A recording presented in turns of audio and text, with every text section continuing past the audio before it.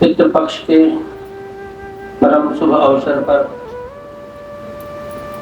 हम लोग श्रीमद् भागवत कथा में प्रवेश कर रहे हैं। कल आप लोगों ने श्रीमद् भागवत कथा के महात्म के बारे में सुना।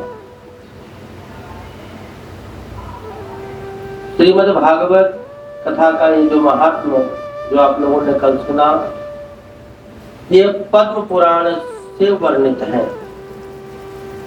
6 अध्यायों का महात्म पद्म पुराण में इसका वर्णन है। उसके पश्चात श्रीमद् भागवत की कथा प्रारंभ होती है। श्रीमद् भागवत पिबत रसमालयम, भागवत कथा को रस कहा गया है और पिबत रसमालयम, इस अमृतमयी कथा को पीना चाहिए। कहां से पीना चाहिए, कैसे पीना चाहिए? हम लोग तो पीने के नाम पे पानी, दूध, चाय, तो कथा कैसे पिएंगे? पहले के समय में हस्त क्रिया होती थी। हम चरणामृत लेते हैं, कैसे लेते हैं? आजकल तो ऐसे लेते हैं, लोटा आगे कर देते हैं, डाल दो उसमें। ये उंगली ऐसे कर लो तो ये ऐसे बन जाता है। और कभी जब ऐसे बने तो देखना, ये और आपका कान एक जैसा होता है। ऐसे हाथ करोगे, चरणामृत हमेशा खाली ऐसे भी लेना चाहिए, नीचे हाथ भी लगाना चाहिए। और जब ऐसे होगा तो ये इसकी जो आकृति है वो बिल्कुल कान की तरह बन जाती है। और तब उसको लेकर के ग्रहण करना चाहिए। और लेकर के पहले प्रणाम करो, फिर ग्रहण करो। हम उल्टा करते हैं। हम क्या करते हैं, पहले पी लेते हैं, फिर उसी से सिर साफ कर लेते हैं। हम पहले पी लेते हैं और फिर जो जूठा हाथ है उसी से ब्रह्मरंध्र को साफ कर लेते हैं, जबकि गलत है। देखिए, ये हमारा ब्रह्म स्थान है, इसको जूठा नहीं किया जाता। और ना ही कभी झूठे हाथ से सिर का स्पर्श करना चाहिए। दोनों ही अवस्था दोषपूर्ण है। चरणामृत का सम्मान करना है तो ले करके, या भगवान का प्रसाद लिया तो उस प्रसाद को लेकर के माथे से लगाओ, प्रणाम करो कि ठाकुर जी की बड़ी कृपा, गोविंद की बड़ी कृपा हुई मेरे ऊपर, जो मुझे भगवान का चरणामृत मिला। कहीं किसी मंदिर में गए हैं, किसी दार्शनिक स्थल पर गए हैं, भगवान का प्रसाद मिला तो प्रसाद को लेके प्रणाम करो। प्रसाद को प्रणाम नहीं करना है, ठाकुर को प्रणाम करना है। उसकी कृपा हुई तो आपको वो प्रसाद मिला है। गोविंद ने कृपा करी तो आपको प्रसाद मिला है। इसलिए उस प्रसाद को लेके भगवान को प्रणाम करो और फिर उसको ग्रहण करो, या बच्चों को परिवार में ला करके बच्चों को सबको खिलाओ। तो प्रसाद को प्रणाम किया जाता है। तो मेरा जो कहने का भाव था कि जब हम चरणामृत लेते हैं तो ऐसे पीते हैं, इस तरह लेकर। और हमारे कान की आकृति भी ऐसी ही है, अगर देखो दोनों तरफ तो भगवान की जो कथा है वो अमृतमयी है, उसको कानों से पीना चाहिए। कानों के जरिए उस कथा अमृत को पीना चाहिए। इसलिए भागवत में वर्णन आया है पिबत रसमालयम। और ये रसों में अमृत है भागवत की कथा। इसकी महिमा बहुत बड़ी है। भावपूर्वक श्रद्धा के साथ जो भगवान की इस अमृतमयी कथा को पी लेता है, वो जन्म जन्मांतर के सभी प्रकार के बंधनों से मुक्त हो जाता है।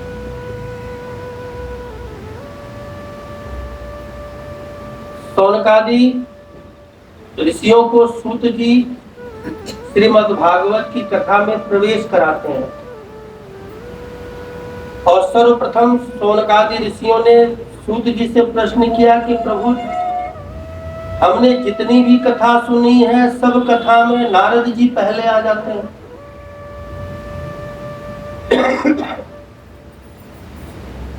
नारद जी का महात्मा सब जगह पहले है और आप विचार कीजिए, कोई भी ऐसी कथा सुन ली जिसमें नारद जी का नाम ना आया हो। बड़ी कथाएं छोड़ दीजिए, महीने में सत्यनारायण भगवान की कथा सुनते हो, उसमें भी नारद जी का जिक्र आता है। तो शौनकादि ऋषियों ने प्रश्न किया कि आप हमें ये बताइए, ये नारद जी हैं कौन?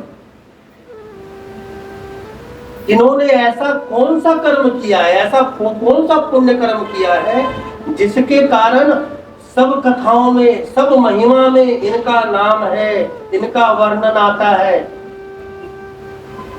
कौन है ये? इन्होंने क्या किया था जो इनको इतनी ख्याति प्राप्त हो गई, इतना वैभव प्राप्त हुआ? सब जगह अपनी स्वेच्छा पूर्वक जा सकते हैं। वैकुंठ, जहां बड़े बड़े ऋषि मुनि भी नहीं जा पाते, देवता भी नहीं जा पाते, नारद जी जब मन करे तब चले जाते। शिवलोक, ब्रह्मलोक, इस पूरी चराचर ब्रह्मांड में ऐसा कोई स्थान नहीं है जहां पर नारद जी के जाने के ऊपर पाबंदी लगी। देवता हो, दानव हो, राक्षस हो, मनुष्य हो, सबके पास नारद जी चले जाते हैं। तो ऐसा सामर्थ्य कैसे प्राप्त हुआ नारद जी को? क्या किया था इन्होंने? इनके पूर्व जन्म की कथा बताइए, कौन है ये जो भगवान ने इनके ऊपर इतनी कृपा कर दी? तो सूर्य कहते हैं कि नारद जी पूर्व जन्म में एक ब्राह्मण परिवार में काम करने वाली दासी के पुत्र थे। अवस्था उस समय उनकी 5 वर्ष की, छोटी अवस्था। बाल अवस्था में ही पिता की मृत्यु हो गई, तो माँ दूसरों के घरों में काम करके अपने बच्चे का पालन पोषण करती। उसी समय उस ग्राम में, उस गांव के अंदर संत महात्माओं की टोली आई। इकट्ठे संत महात्मा आए तो गांव के किनारे एक मंदिर था, उस मंदिर में उन महात्माओं ने कुछ दिन डेरा डाला, वहां रखे। तो सब लोग महात्मा जी की सेवा के लिए, कोई कुछ ले जाता, कोई कुछ ले जाता। दासी के मन का भाव उसे पता लगा, वो भी महात्मा जी की सेवा में गई। अब सब लोग मिलने जाए तो कोई फल ले जाए, कोई मिष्ठान लेके जाए, कोई फूल पत्ते ले जाए। अब दासी तो गरीब, उसके पास इतना सामर्थ्य नहीं। जिसके खुद के खाने की दिक्कत थी, वो दूसरों को सामान कहां से लाते थे? तो अपने पुत्र को वो लेकर के उस समय जाती जब महात्मा जी खाना पीना खा चुके हो, ऐसे समय में पहुंचती। तो जाकर के जहां लोग, महात्मा लोग जहां विश्राम करते, वहां जाकर के झाड़ू पोछा लगा देती। जिन बर्तनों में महात्मा जी ने भोजन बनाया करते थे, खाते थे, उनको साफ कर दिया करती, पानी भर के दे देती। साथ में वो 5 वर्ष का बालक जो गया था माँ के साथ, उसने माता को ये सारे कृत्य करते हुए देखा। उस बच्चे के मन में स्वतः प्रेरणा हुई कि मैं भी अपनी माँ की तरह संत भगवान की सेवा करूं। तो एक समय ऐसा आया कि माँ कुछ कार्य कर रही थी, एक संत भगवान ने जल पीने के लिए मांगा। वो बालक दौड़ता हुआ गया, पात्र लिया, धोया और ला करके उसमें जल भर के महात्मा जी को दे दिया। महात्मा जी उस बालक की सादगी देख करके, छोटे से बालक का उस व्यवहार को देखकर उस पर रीझ गए, बड़े प्रसन्न थे। उन्होंने उस दासी से पूछा, ये तुम्हारा बालक है? उसने कहा जी महाराज। क्या करता है? अब 5 वर्ष का बालक, पहले के समय में तो विद्यालय भी नहीं जाते थे, घर में रहते थे माँ के साथ। बोले महाराज जहाँ जहाँ बर्तन मांजने जाती हूँ साफ सफाई के लिए, साथ ले जाती हूँ, वहाँ खेलता रहता है। महात्माओं ने कहा इसे यहीं छोड़ दो हमारे पास सेवा में, हमें पानी पिला दिया करेगा, सेवा कर दिया करेगा, हम भी इसको कुछ ज्ञान दे देंगे। माँ को ये सुन के बड़ा अच्छा लगा कि चलो मैं सेवा नहीं कर पा रही हूँ, मेरा पुत्र ही जब तक महात्मा लोग यहाँ रुके हैं इनकी सेवा में लग जाए। तो बालक उन महात्माओं के साथ छोड़ दिया। उससे पूछा, बालक ने कहा ठीक है। महात्मा लोग जब तब करते, वो देखता, उसे बड़ा अच्छा लगता। वो पूछता आप क्या कर रहे हैं? तो महात्मा जी बालक बुद्धि सोच करके उसके हिसाब से उसको ज्ञान देते कि हम भगवान की पूजा कर रहे हैं, भगवान की पूजा करनी चाहिए, नियम बताते, हमेशा सच बोलना चाहिए, झूठ नहीं बोलना चाहिए। इस तरह महात्मा लोग बालक समझ करके बालक के हिसाब से उस बच्चे को ज्ञान देते और वो बच्चा धीरे धीरे पूरे दिन महात्माओं के पास रहता। शाम को उसकी माँ आती, बालक को लेके चली जाती। सुबह उठ के बालक स्वतः ही आकर के महात्माओं के पास लग जाता। अब उस बालक का नियम बन गया रोज सुबह आकर के सब महात्माओं को जल पिलाना, जो उनके जूठे बर्तन है उनको इकट्ठा करना, उस जूठे बर्तन से जो अन्न छूट गया है उसको निकाल करके किसी पात्र में एकत्रित करना और उस बर्तन को साफ करके रख देना, और जो उस पात्र में जो जूठन रह गया था शीत प्रसादी, उसको बाद में जब बर्तन साफ हो जाए तो वही आश्रम में ही बैठ करके महात्माओं के पास उसको उसी प्रसाद से अपना पेट भर लिया करता।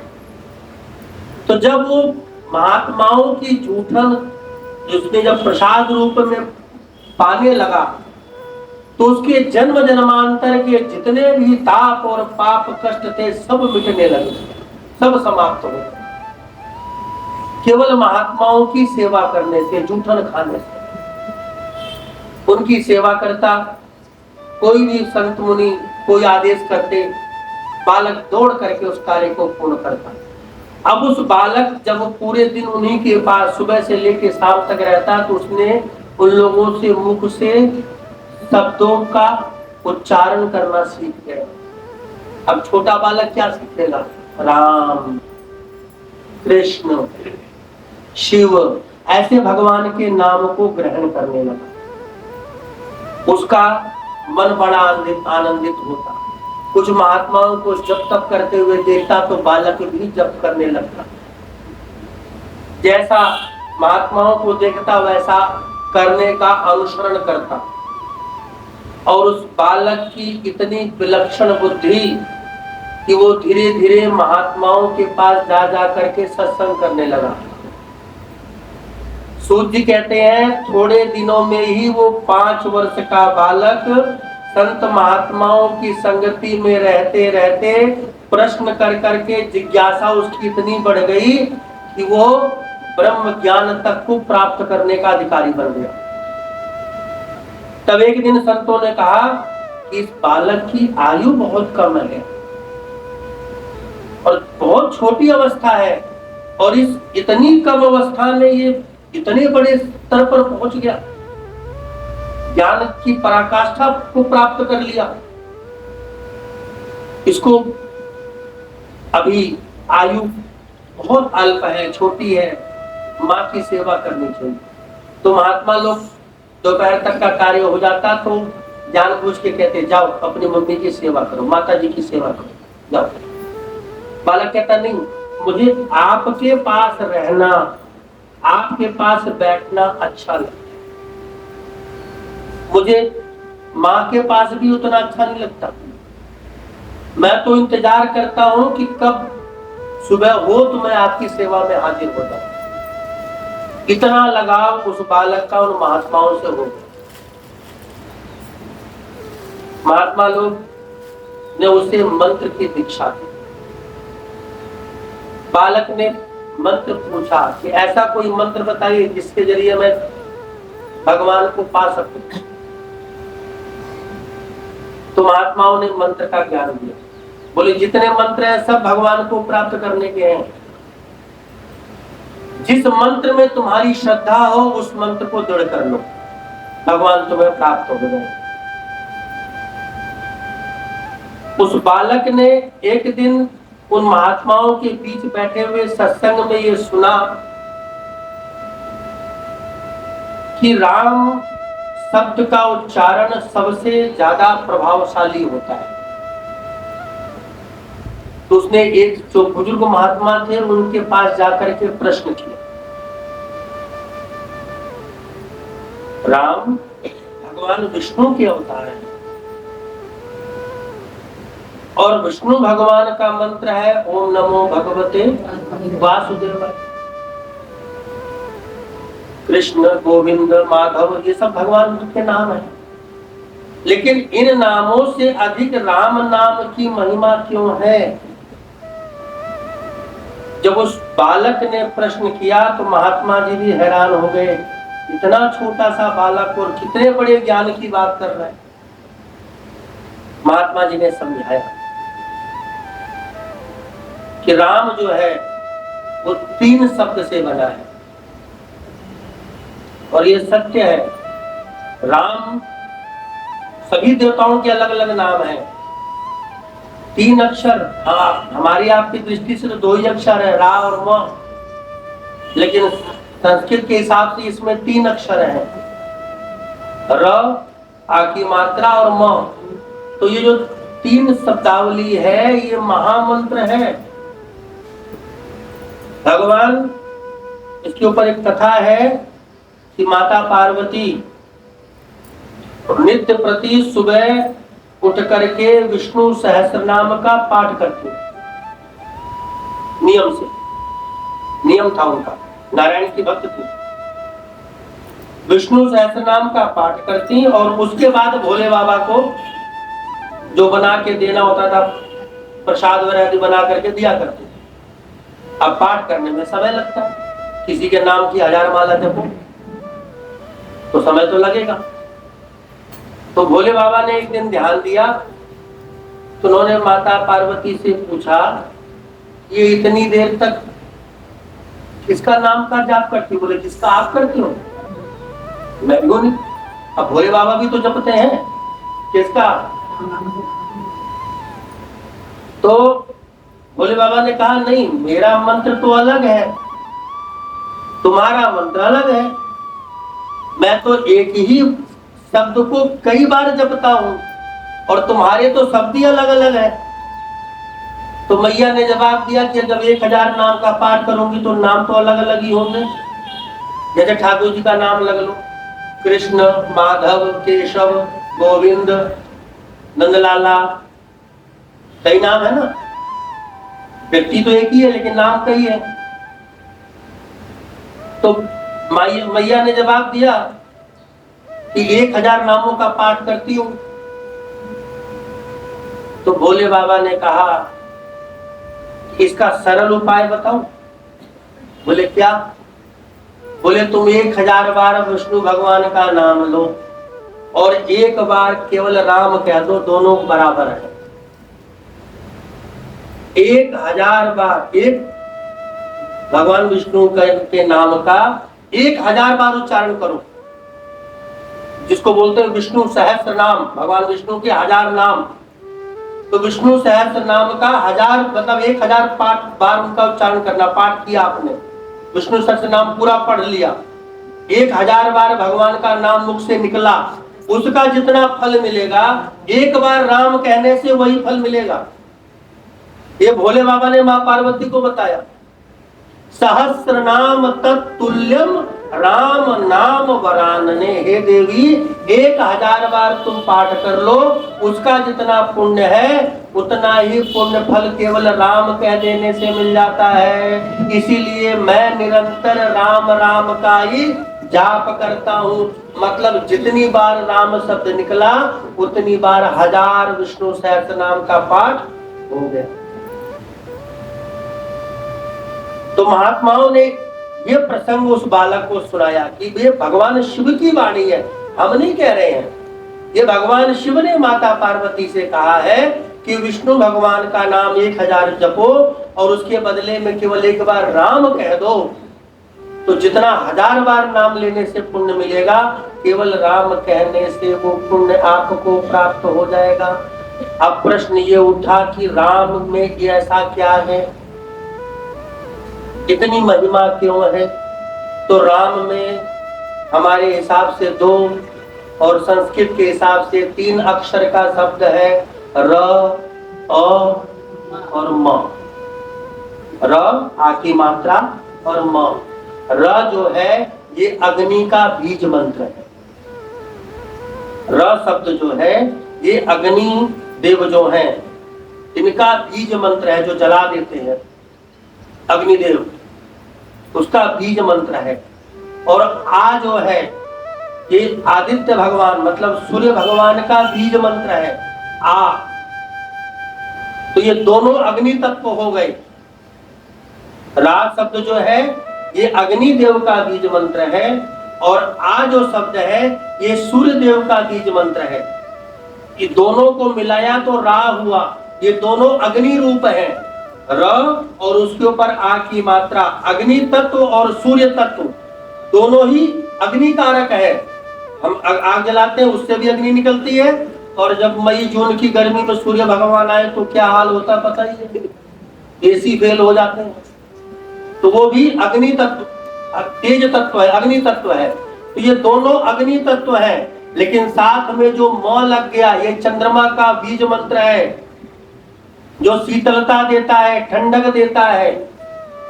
ये 2 अग्नि तत्व और 1 जल तत्व को मिला करके राम शब्द बना है। पूरे दिन भर की अग्नि को, अग्नि तत्व को रात्रि में चंद्रमा की शीतलता से शांति मिलती है। इसलिए व्यक्ति यदि राम शब्द का उच्चारण करता है तो राम शब्द कहने से उसके शरीर के अंदर ये तीनों तत्व विराजमान रहते हैं, बार बार प्रफुल्लित होते हैं। और मंत्र का जाप करने से अर्थात राम नाम का बार बार उच्चारण करने से, बोलने से वो अग्नि तत्व जो है वो हमारे शरीर के अंदर, मन के अंदर, विकारों के अंदर जो मलिनता है उसको जला करके राख कर देता है, जो रा शब्द है। और माँ जो चंद्रमा का बीज मंत्र है वो हमारी बुद्धि को, हमारे मन को, हमारी सोच को, हमारे विचारों को शीतलता प्रदान करता है, अर्थात हमें ठंडक देता है। जैसे मैं कल एक शब्द कह रहा था, कितना भी कर लो क्रोध खत्म नहीं होगा, क्रोध नहीं जाता, और ये सत्य है, क्रोध नहीं जा सकता, लेकिन कम किया जा सकता है। कैसे? भगवान के नाम से, सत्संग सुनने से, भक्ति से, इनके जरिए इनको हम कम कर सकते हैं। जब उस बालक ने ये शब्द सुना तो फिर उसने तो नियम बना लिया कि भगवान के नाम का ही जाप करना। एक दिन देखा महात्मा जी लोग अपना झोरा झंडी टांग रहे थे, पूछा महाराज कहाँ? बोले बस हम तो यहाँ इतने दिन के लिए ही थे, अब हम यहाँ से प्रस्थान करेंगे। बालक रोने लगा, मैं कहाँ जाऊं, मैं तो आपके सहारे। महात्मा लोग हंसने लगे बालक की बात सुन करके।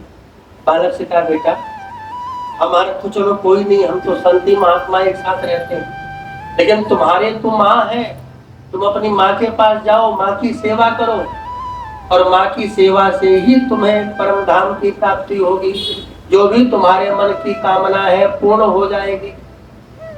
बालक ने कहा महाराज बच्चा जरूर हूँ, लेकिन आप ही के सानिध्य में रह करके शिक्षा ली है, आप ही कहते हो ये सब ममता है, मोह है, इनसे बाहर निकलो, और अब कह रहे हो माँ की सेवा करो।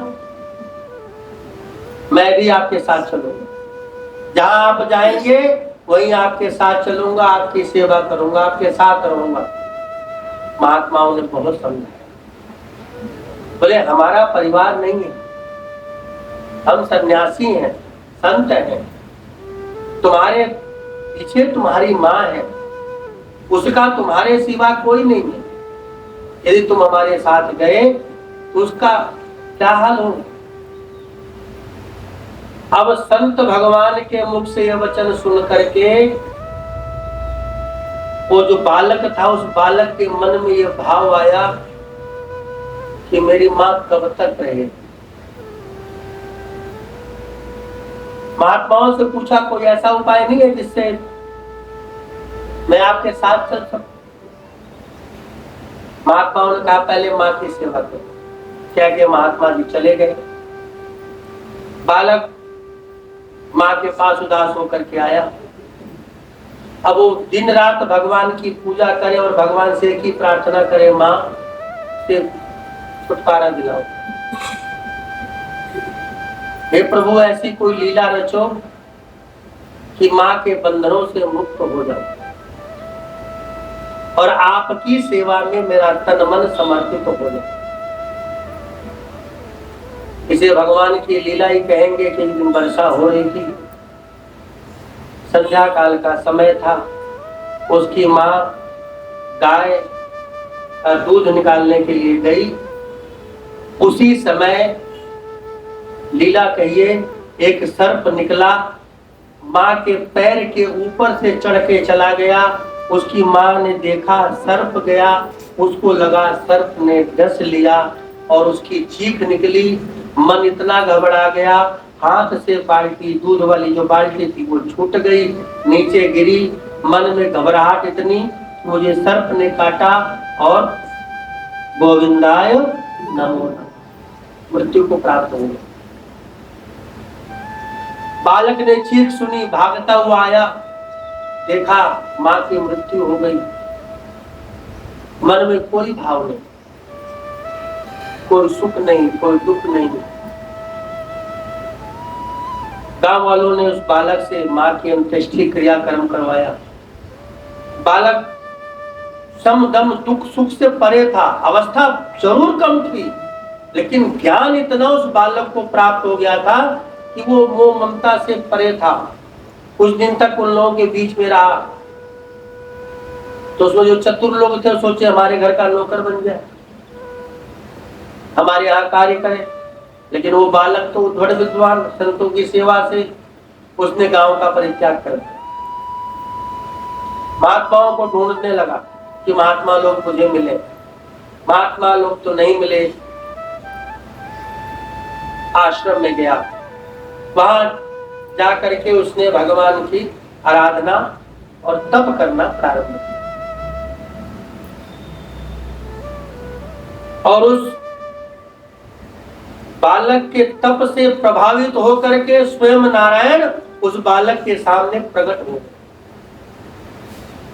और स्वयं नारायण भगवान ने अपने कर तलों से अपनी वीणा उतार करके उस बालक को दिया और कहा कि तुम्हारा नाम नारद होगा, स्वतः ही तुम ब्रह्मा जी के द्वारा उत्पन्न होंगे और तुम्हारा एक ही कार्य है, केवल जगत में मेरे नाम का प्रसार और प्रचार कर।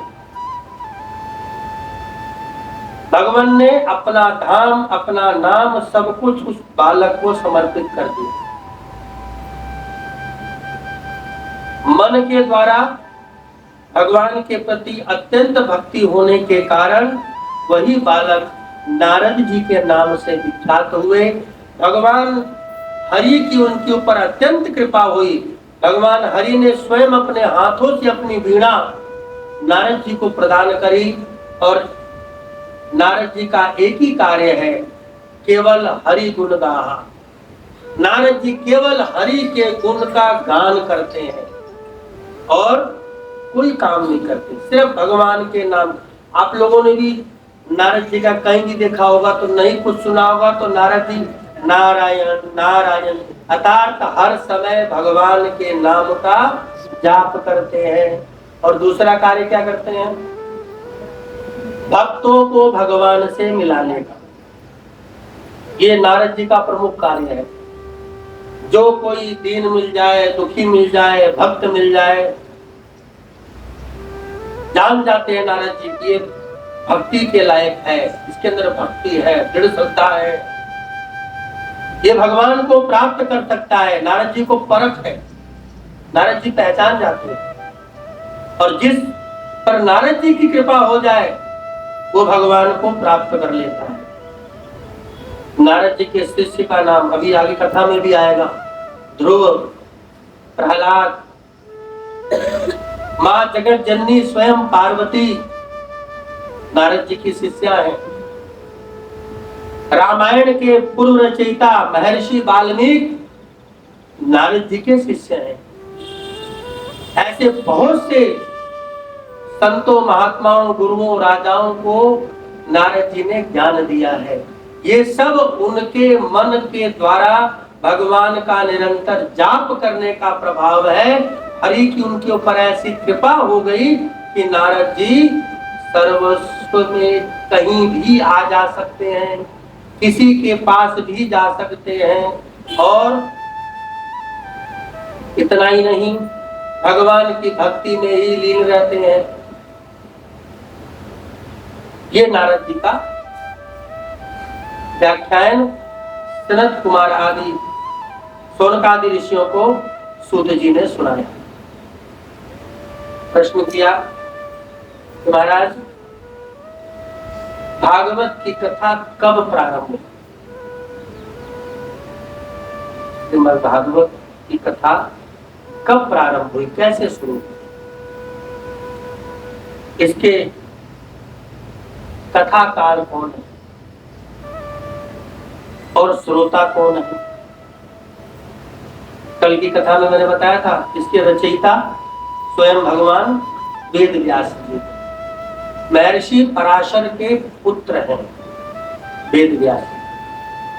उन्होंने नारद जी के कहने पे ही श्रीमद् भागवत कथा का विस्तार किया, श्रीमद् भागवत कथा को उन्होंने लिखा।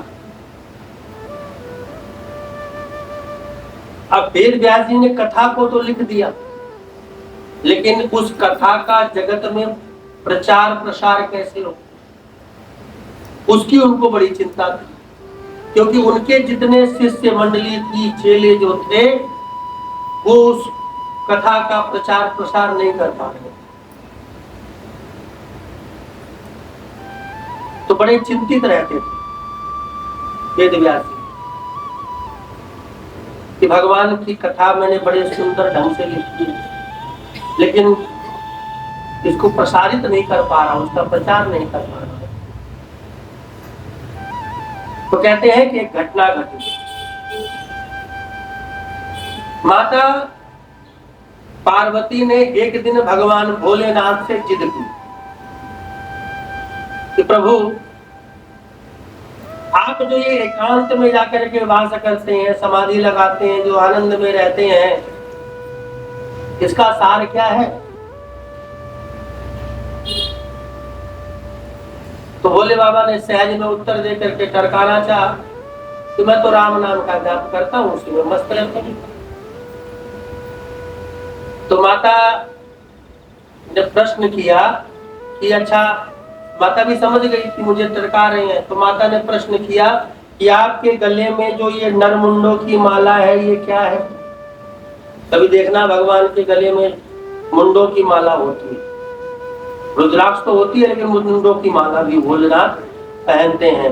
महाकाल की फोटो कभी देखो तो वहां भी कई बार श्रृंगार किया जाता है। वो जानते हैं मुंडों की माला क्या है? वो जितने मुंड हैं उतनी मां सती के रूप है।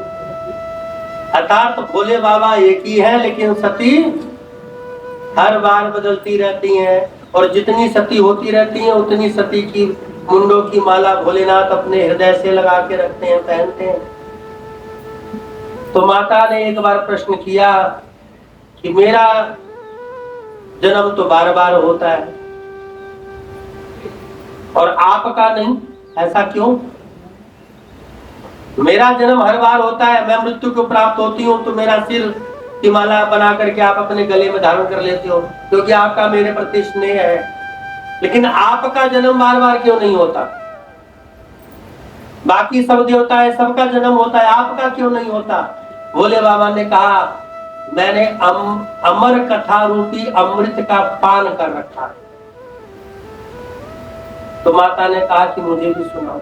भोले बाबा बोले नहीं, समय आएगा तब। एक बार माता पार्वती पीछे ही पड़ गई, मुझे आपसे अमर कथा सुननी है, मुझे सुनाइए। अब भोले बाबा फंस गए, कोई बहाना नहीं, क्योंकि बहाने बहुत बना चुके थे। फिर भोले बाबा ने कहा फिर उसके लिए एकांत में चलना पड़ेगा। बोले जहां मर्जी चलो, मैं आपके साथ चलने को तैयार हूं, लेकिन आज मुझे अमर कथा सुननी है। अब भोले बाबा ने जान लिया कि अब तो सुनाना ही पड़ेगा। तो भोले बाबा माँ को अपने साथ लेकर के और कहाँ पहुंचे? हिमालय की पहाड़ियों पर, और जिसको आजकल अमरनाथ की गुफा कही जाती है, वहां अब जाने लगे। तो उन्होंने मैया से कहा कि हे देवी, यदि अमर कथा को सुनना है तो जीवन में सभी वस्तुओं का, सभी मोह का त्याग करना पड़ेगा, तभी अमर कथा आप सुन पाओगे। मैया ने कहा मैं सब कुछ करने को तैयार हूं। तो मैया ने अपने शरीर के जितने आभूषण थे वो सब उतार दिए, जितना श्रृंगार था सब निकाल दिया। भोले बाबा ने भी अपना पहले तो बैल छोड़ा, शायद वो स्थान पहलगाम कहलाता है जहां उन्होंने बैल छोड़ा। फिर एक जगह उन्होंने अपने त्रिशूल को छोड़ा, एक जगह उन्होंने अपना सर्प छोड़ा, एक जगह उन्होंने अपने चंद्रमा को जो माथे पे है उसका भी त्याग किया। इस तरह भोले बाबा ने भी अपना जितना श्रृंगार था सबका त्याग करते करते अमरनाथ की गुफा में पहुंच गए, और माता पार्वती साथ साथ। अब भोले बाबा माता पार्वती को गुफा में गए तो देखा तो वहां एक दो पक्षी थे। भोले बाबा ने सबको उड़ाया, भगा दिया सबको। पूरी गुफा एकांत, चारों तरफ से निरीक्षण कर लिया, कोई गुफा में नहीं है, केवल भोले बाबा और माता पार्वती, बस ये दो ही बैठे हैं, इसके अलावा वहां कोई नहीं। एकांत पा करके भोले बाबा ने माता को अमर कथा सुनाना प्रारंभ किया। अब जैसे ही अमर कथा सुनाना प्रारंभ किया, वहां पर ऊपर जो है अंडा था सुख का, वो अंडा जो था वो फूट गया। अब उस अंडे के फूटने से क्या हुआ, उससे जीव निकल आया, और वो जो जीव था, वो जो कबूतर था, उसने उस कथा को सुनना शुरू किया। इधर बाबा ने जब कथा सुनानी शुरू करी तो ये सब जगह का नियम है, जब कथा सुनाओ तो दो चीज जरूर आती है, एक नींद जरूर आती है। माता को आई थी, आप आश्चर्य मत मानो अगर आपको आए तो। माता पार्वती जगत जननी, उनको आ गई थी, आती है। क्यों? मन शांत हो जाता है।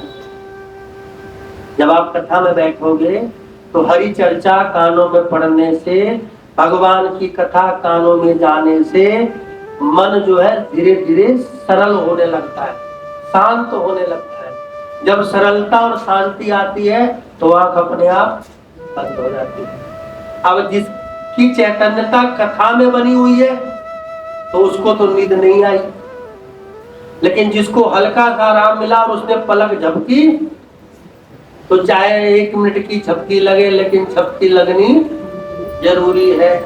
तो एक तो नींद जरूर आती है, और दूसरा मनी राम जी है। मनी राम मतलब पैसा ही नहीं, मन। ये मनी राम, मन के राम, ये भटकना शुरू कर देते हैं। जैसे ही आप पूजा पाठ करने बैठो, जोत जलाओ, माला हाथ में लेके बैठो कि आज एक माला जाप करेंगे, उसी समय पूरे दिन के जितने जरूरी काम है सब याद आए। माला पकड़ते ही सारे जरूरी काम याद आएंगे। उसके पास जाना था, उसको फोन करना था, बेटे से ये मंगाना था, जेठानी को ये बोलना था, सास ने ये कहा था। सारी पूरे दिन की राम कथा उसी समय याद आएगी जब पूजा करने बैठे। और वो 5 मिनट 10 मिनट बैठ के पूजा करना भारी पड़ जाता है। ये स्वभाव है, कलयुग का प्रभाव है। आज शायद कलयुग की भी कथा आ जाए, ये उनका ही प्रभाव है। तो माता पार्वती के ऊपर भी यही हुआ। बाबा ने कथा सुनानी शुरू करी और माता सुनते सुनते झपकी लेने लगी। तो भोले बाबा ने ध्यान दिया कि झपकी ले रही है। भोले बाबा ने कहा हुंकारी भरो। तो माता ने हुंकारी भरनी शुरू करी।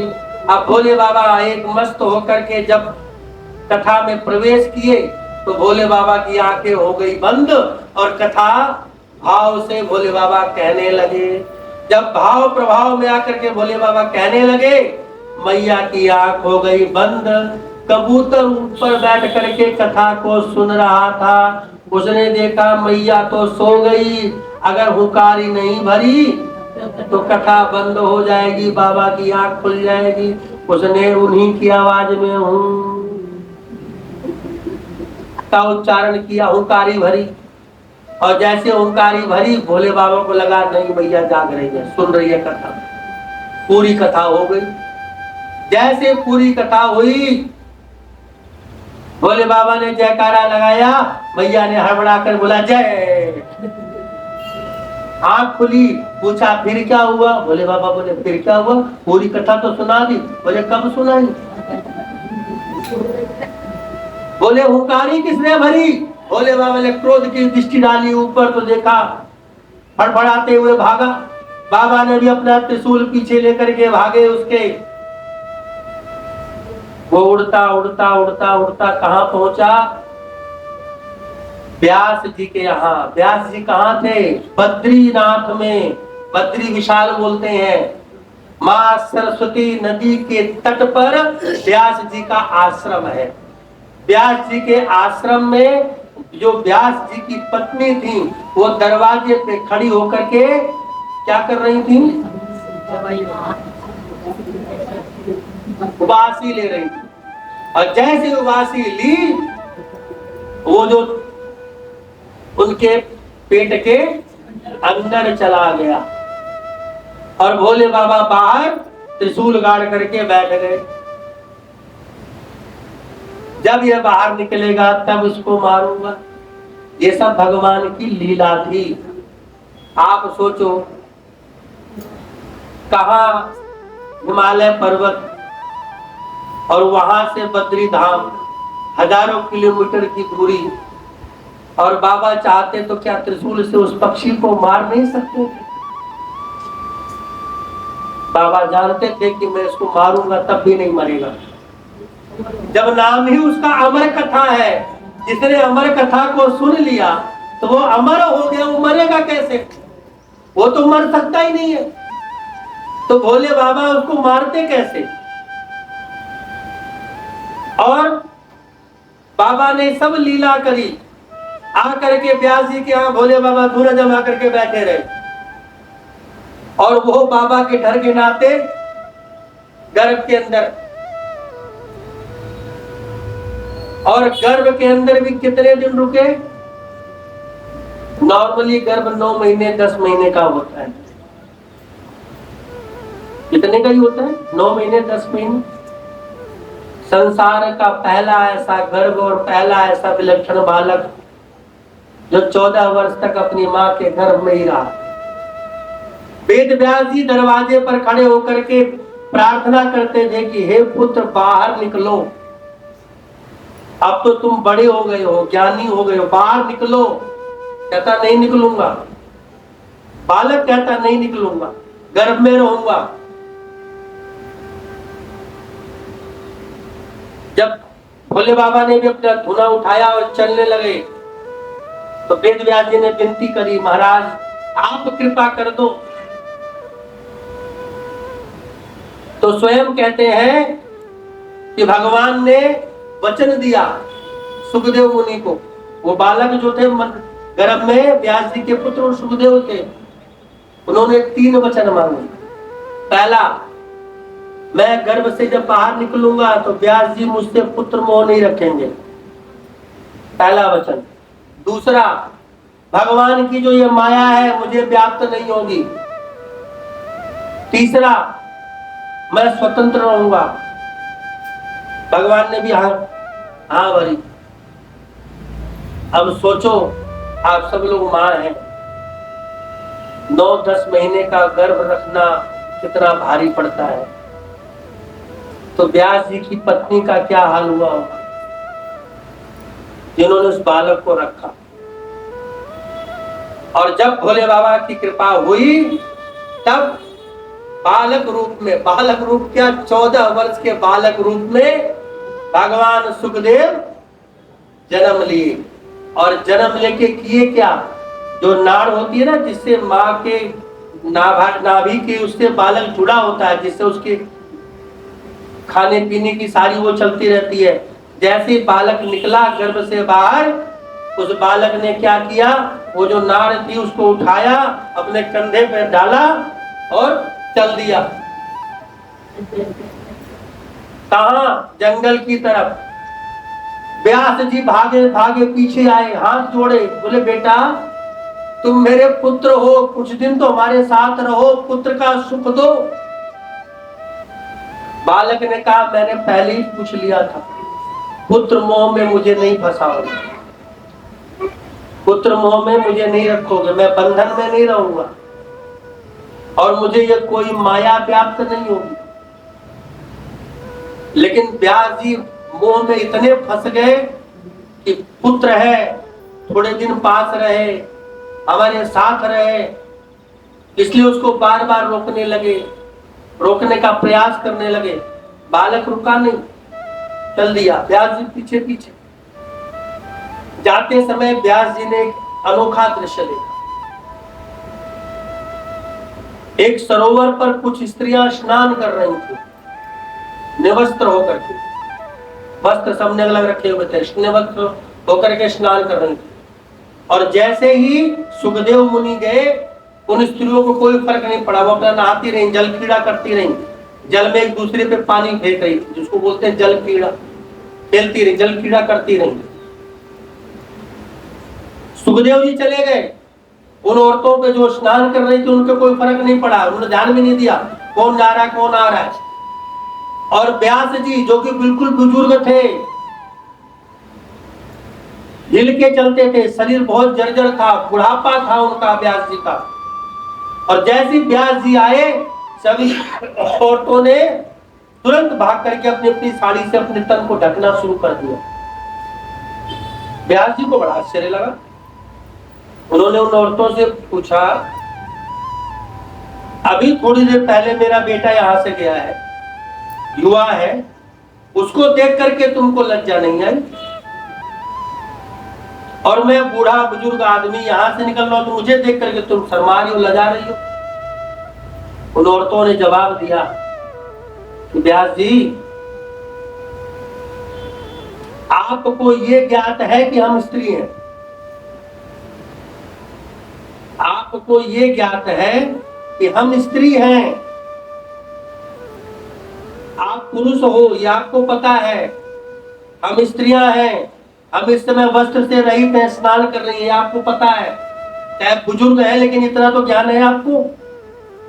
लेकिन जो आपका पुत्र गया है उसको इन सबसे कोई लेना देना नहीं, वस्त्र पहना है नहीं पहना है, क्यों? क्योंकि वो किसी और की तरफ देखता ही नहीं है, उसकी नजर में सिर्फ भगवान है, बस वो इन सब मर्मों से परे है। व्यास जी को बड़ा आश्चर्य हुआ, वापिस लौट आए, करें क्या?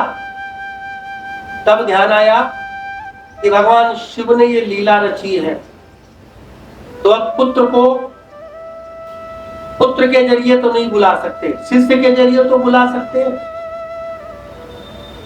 भागवत का सहारा लिया।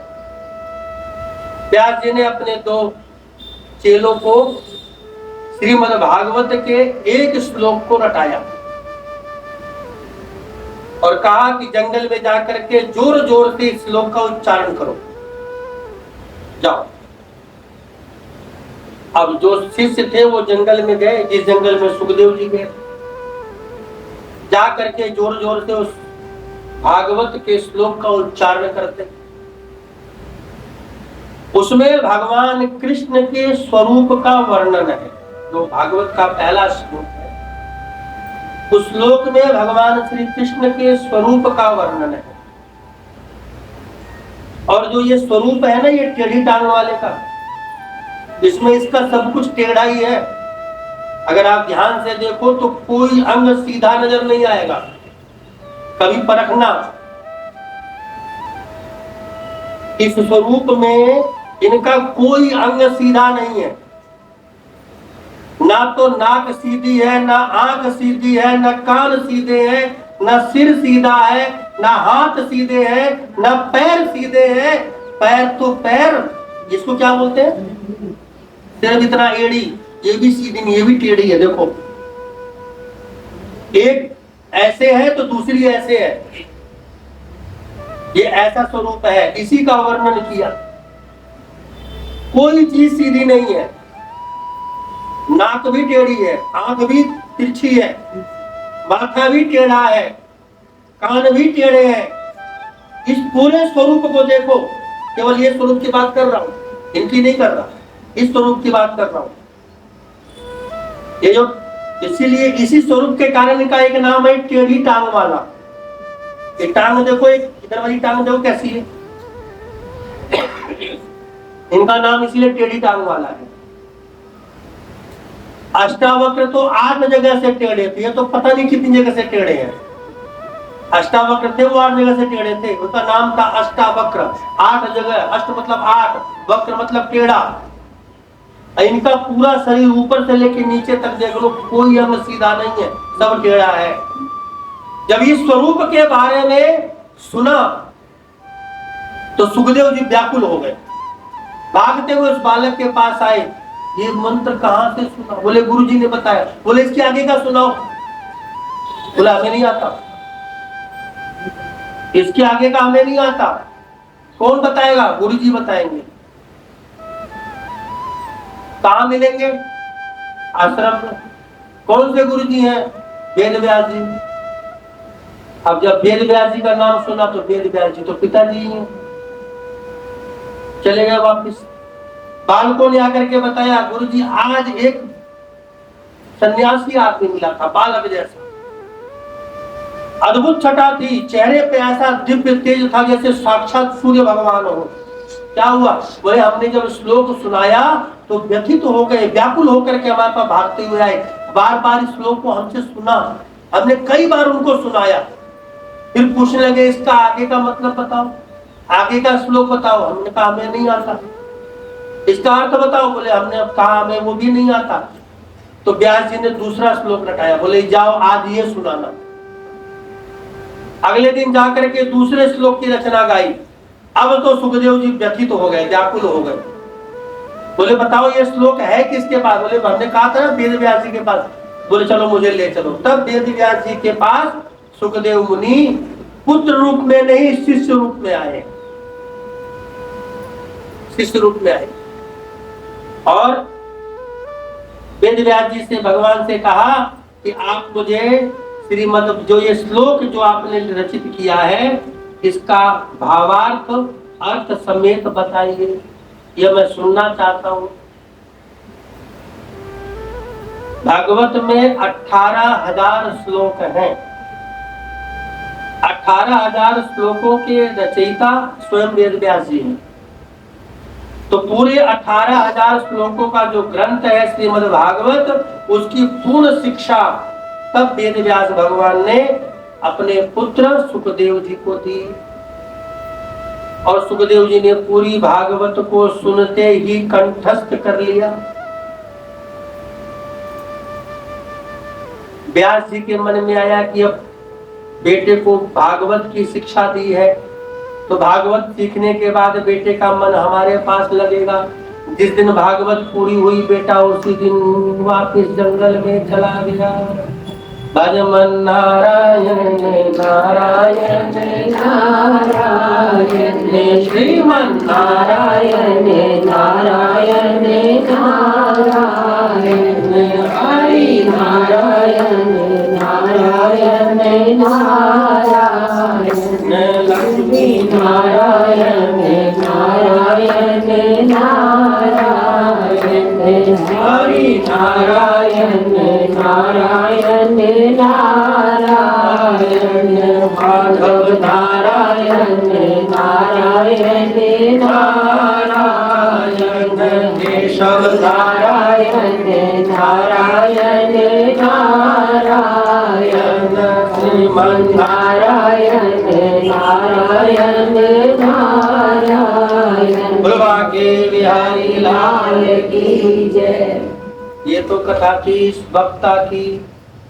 अब श्रीमद् भागवत में श्रोता की कथा का वर्णन किया गया है। शौनकादि ऋषियों से सूत जी कहते हैं कि जिस समय महाभारत का युद्ध अंतिम समय पर था, भागवत कथा में युद्ध का वर्णन अंतिम अध्याय से लिया गया है कि भीम और दुर्योधन का युद्ध हुआ और भीम ने अपनी गदा से कृष्ण जी के संकेत पर दुर्योधन की टांग तोड़ दी, प्रहार किया और उसको मृतावस्था में छोड़ दिया। छोड़ करके अपने शिविर में आ गए। दुर्योधन उस समय बिल्कुल असहाय पड़ा हुआ था, मृत्यु के निकट था। यहां से भागवत में इस कथा को लिया गया है, इसका वर्णन। उसी समय गुरु द्रोणाचार्य के पुत्र अश्वत्थामा अपने मित्र दुर्योधन के पास आए। दुर्योधन की उस अवस्था को देख करके अश्वत्थामा की आंखों में आंसू आ गए। बोले, मित्र, हमारे पास दल बल सेना सब थी, लेकिन हम फिर भी युद्ध में हार गए, परास्त हो गए। दुर्योधन कराहते हुए रोते हुए कहा कि मित्र, मुझे मरने का दुख नहीं है कि आज मैं मृत्यु को प्राप्त हो रहा हूं, मुझे इसका दुख नहीं है। मरना तो सबको है एक न एक दिन। मुझे सबसे बड़ा दुख इस बात का है कि मैं 100 भाई था और पांडव सिर्फ 5। मेरे 100 के 99 भाई समाप्त हो गए, मैं भी थोड़ी देर बाद समाप्त हो जाऊंगा, लेकिन उन 5 पांडवों में से एक भी नहीं मरा। पांचों के पांचों जीवित हैं और हम सब समाप्त हो गए, सारी सेना समाप्त हो गई। पुत्र प्रपौत्र जितने थे सब मृत्यु को प्राप्त हो गए। नातेदार रिश्तेदार सब समाप्त हो गए। हमारा पूरा वंश समाप्त हो गया, लेकिन ये 5 के 5 भाई वैसे के वैसे हैं। इस बात का मुझे दुख ज्यादा है। अब दुर्योधन की व्यथा देखो, मरना सन्न है, लेकिन फिर भी पश्चाताप बाकी है कि एक मर जाता तब भी। अश्वत्थामा ने पूछा, बताओ मित्र, मैं तुम्हारे लिए क्या कर सकता हूं? दुर्योधन ने कहा, अब क्या करना, अब तो युद्ध समाप्त हो गया। हाँ, मरने से पहले अगर एक भाई भी अगर उनका मृत्यु को प्राप्त हो जाता तो मन में ये संतोष रहता, चलो हम 100 मरे, उनका भी तो एक मरा। लेकिन ऐसा हुआ नहीं। अश्वत्थामा ने कहा, मित्र, मैं वचन देता हूं, मैं उन 5 में से एक का वध अवश्य करूंगा। क्या करके अश्वत्थामा वहां से निकले। इधर भगवान श्री कृष्ण 5 भाई जब सैन करने जाने लगे तो सबको बुला लिया। बोले चलो। बोले कहां? बोले आज विजय दिवस है, आज हमने दुर्योधन को मारा, युद्ध समाप्त हो गया, तो आज की रात सोना नहीं है, विजय मनाना है, चलो विजय दिवस मनाने चलो। तो जाको राखे साइया, वो तो ईश्वर है, उसको पता है कि ऐसा होना है। उन्होंने 5 भाइयों को उनके शिविर से उठा लिया और उनको लेकर के यमुना नदी के तट पर चले गए विजय दिवस मनाने के लिए, उल्लास मनाने के लिए। और कुदरती उन 5 भाइयों के बिस्तरे पर उन 5 के पुत्र जो द्रौपदी के 5 पुत्र थे, वो आकर के लेट गए कि आज पिताजी का बिस्तरा खाली है, इसी पे सो जाओ। आकर के सो गए। रात्रि के समय अश्वत्थामा आया, देखा 5 भाई सो रहे हैं। एक का सिर काटा, थैले में डाला। उसने सोचा एक का क्या, जब उसके मन में था कि 5 तब 5 मार देता हूं, मौका है। उसने 5 के सिर काट लिए और 5 का सिर काट के इकट्ठा किया और जाकर दुर्योधन के आगे छोड़ दिया, दिखा डाल दिया। बोला मित्र प्रसन्न हो जाओ, तुमने एक का सिर मांगा था, मैं 5 का सिर लेकर के आ गया। अंधेरा हो रहा था, रात्रि का समय था। जब 5 का सिर सामने रखा तो जो सबसे बड़ा सिर था भीम के बेटे का, उसको उसके ऊपर, उस सिर के ऊपर दुर्योधन ने हाथ रखा और जैसे उस सिर के ऊपर हाथ रखा, दुर्योधन की आंखों से आंसू की धारा गिरने लगी। रोते रोते अश्वत्थामा को अशब्द कहा, हे अश्वत्थामा, दुष्ट नीच, तूने क्या कर दिया? अश्वत्थामा ने कहा मैंने तो अच्छा किया, आप मुझे अपशब्द क्यों कह रहे हैं? दुर्योधन ने कहा दुष्ट, तूने मेरे कुल को जल देने वाले का भी नाश कर दिया। ये 5 पांडव नहीं है, ये उनके पुत्र हैं। ये 5 पांडव नहीं है, उनके पुत्र हैं। ये भीम का सिर मेरी मुट्ठी में दब गया, दब नहीं सकता, इसको मैंने दबा लिया। ये भीम नहीं, भीम का बेटा है। अश्वत्थामा, अब हमारे कुल में हम मुझे पानी देने वाला कोई नहीं है, तर्पण करने वाला कोई नहीं है। ये 5 थे, मेरे पुत्र नहीं थे, लेकिन पांडवों के थे, मेरे कुल के तो थे। इनके द्वारा दिया गया जल तो हमें प्राप्त होता, तर्पण तो मिलता। अब तो हमें पानी देने वाला भी कोई नहीं बचा।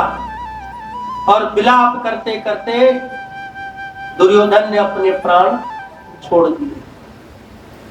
अश्वत्थामा को लगा कि 5 पांडव तो जीवित हैं, अब उन्होंने यदि मुझे पकड़ लिया तो मुझे मार देंगे। अश्वत्थामा वहां से अपने रथ पर सवार हुआ और जंगलों की तरफ भागा। उधर विजय दिवस मना करके जब ये लोग रात्रि में वापस लौटे तो द्रौपदी रुदन कर रही थी, रो रही थी। पूछा क्या हुआ तो पता लगा 5 का सिर काट दिया। किसी सैनिक ने बताया कि अश्वत्थामा को जाते हुए देखा। अब भगवान श्री कृष्ण अर्जुन को साथ लेकर के रथ पर सवार हुए और अश्वत्थामा का पीछा किया। पीछा करते करते पर्वत पर जाकर के अश्वत्थामा को पकड़ लिया। भगवान श्री कृष्ण ने अर्जुन को आदेश दिया, अर्जुन इसे इसी क्षण तत्काल मृत्यु दंड दे दो, मार दो, अभी मार दो। अर्जुन ने कहा नहीं प्रभु, इसे द्रौपदी के सामने ले जाकर के मृत्यु दंड दूंगा, क्योंकि इसने द्रौपदी के 5 पुत्रों को मारा है। भगवान ने समझाया, हे अर्जुन, पापी आताताई जहां मिले वहीं इन्हें नष्ट कर देना चाहिए, इन्हें समाप्त कर दो। इनको रखना, संरक्षण देना ठीक नहीं है। ये पापी है, आताताई है, इसने सोते हुए 5 पुत्रों को मारा है। इसके प्रति तुम्हारे मन में इतनी दया ममता कैसे आ गई? अर्जुन ने कहा मैं दया ममता नहीं दिखा रहा, मैं ये चाहता हूं कि द्रौपदी के सामने इसको मृत्यु दंड दूं। भगवान ने फिर कहा, अर्जुन मैं कह रहा हूं इसको मार दो। अर्जुन ने कहा मारूंगा प्रभु, द्रौपदी के सामने। कह के उसको बंदी बनाया, रथ में डाला और ला करके द्रौपदी के सामने पटक दिया। ये तुम्हारे पुत्रों को मारने वाला है। अब जैसे ही द्रौपदी ने देखा हाथ पांव बंधे हुए अश्वत्थामा को, हाथ जोड़ते हुए आई और आकर के अश्वत्थामा को प्रणाम किया। हे गुरुदेव के पुत्र, मुंच मुंच, इनको छोड़ दो, इनको छोड़ दो। जितने थे सबके हाव भाव बदल गए। अर्जुन ने द्रौपदी से कहा, ये तुम क्या कह रही हो? इसने तुम्हारे 5 पुत्रों को मारा और तुम कह रही हो उसको छोड़ दो। द्रौपदी ने कहा, पुत्र के मरने के बाद मां की क्या व्यथा होती है मैं जानती हूं। मैंने अपना पुत्र खोया है, मैं नहीं चाहती कि गुरु मां का भी यही हाल हो। अब मेरे पुत्र तो पुनः जीवित होंगे नहीं, इसको मार दोगे तब भी नहीं होंगे, तो इनको मार करके ब्रह्म हत्या के पाप के भोगी क्यों बनते हो? और दूसरा, जो गांडीव आपके हाथ में है, जो धनुष आपने पकड़ रखा है, इस धनुष को चलाने की शिक्षा इनके पिता ने ही आपको दी। आप पांचों में जो ये सामर्थ्य है वो गुरु द्रोणाचार्य की वजह से ही है। अगर गुरु ने शिक्षा नहीं दी होती तो आज युद्ध में आप विजयी नहीं होते, इतना सामर्थ्य आप में नहीं होता।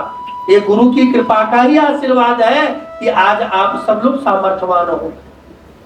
तो गुरु पुत्र होने के नाते भी आप इनको नहीं मार सकते। अर्जुन ने युधिष्ठिर की तरफ देखा, क्योंकि सबसे बड़े भाई थे, राजा थे। आप बताइए ज्येष्ठ भ्राता क्या करना चाहिए? युधिष्ठिर ने कहा, जो धर्म और शास्त्र का न्याय है कि ब्राह्मण को नहीं मारना चाहिए, तो हम इनको मृत्यु दंड नहीं दे सकते।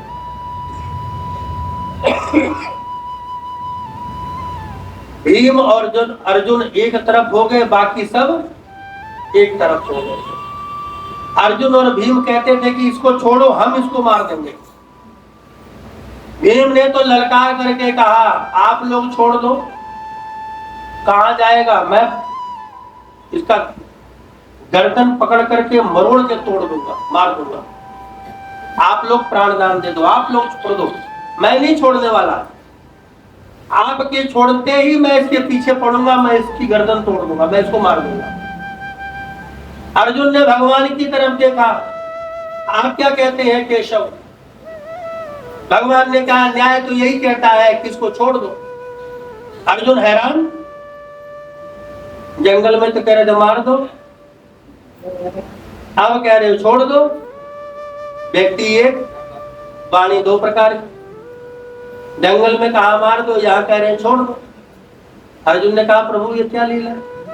वहां तो मुझे कह रहे थे मार दो, वहां तो आता ताई, पापी, क्या क्या शब्द संबोधित किया। यहाँ आप गुरुपुत्र अश्वत्थामा शब्द उच्चारण कर रहे हैं। भगवान ने कहा, जब कहा था तब किया, तब तो नहीं किया ना। जब मैंने कहा इसको मार दो, उस समय मार देते तो कुछ नहीं होता। क्यों? पकड़ा और मार दिया, उद्वेग में, क्रोध में, गुस्से में आकर के पकड़ा और मार दिया, खत्म।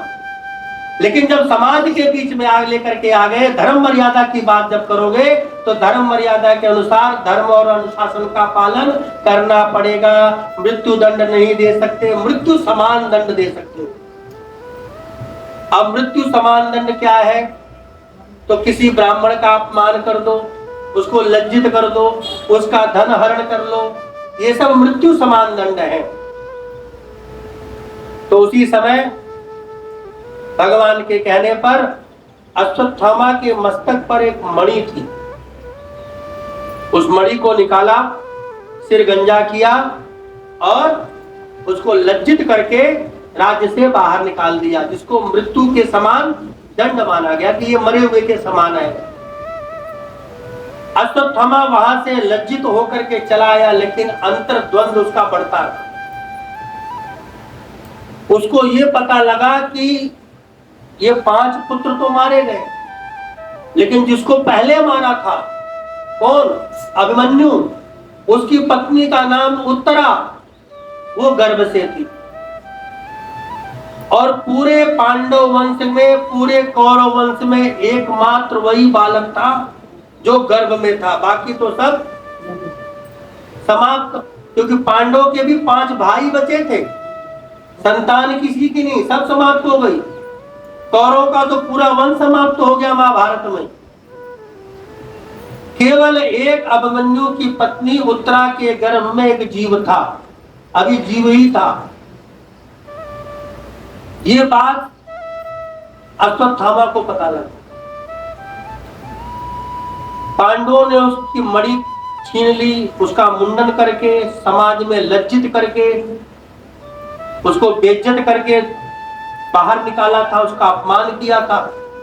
तो क्रोधित अवस्था में होकर के अपमान का बदला लेने के लिए उस अश्वत्थामा ने उत्तरा के गर्भ में पल रहे बच्चे को मारने के लिए ब्रह्मास्त्र चला दिया कि जो गर्भ में बालक है वो भी मृत्यु को प्राप्त हो जाए, इनका वंश ही ना चले। ऐसा अश्वत्थामा ने उपक्रम कर दिया। इधर भगवान सब पांडवों से विदा लेकर के द्वारकापुरी जाने को तैयार हुए। युद्ध समाप्त हो गया, पांडवों को राज्य मिल गया, सबको सब कार्य पूर्ण हो गए।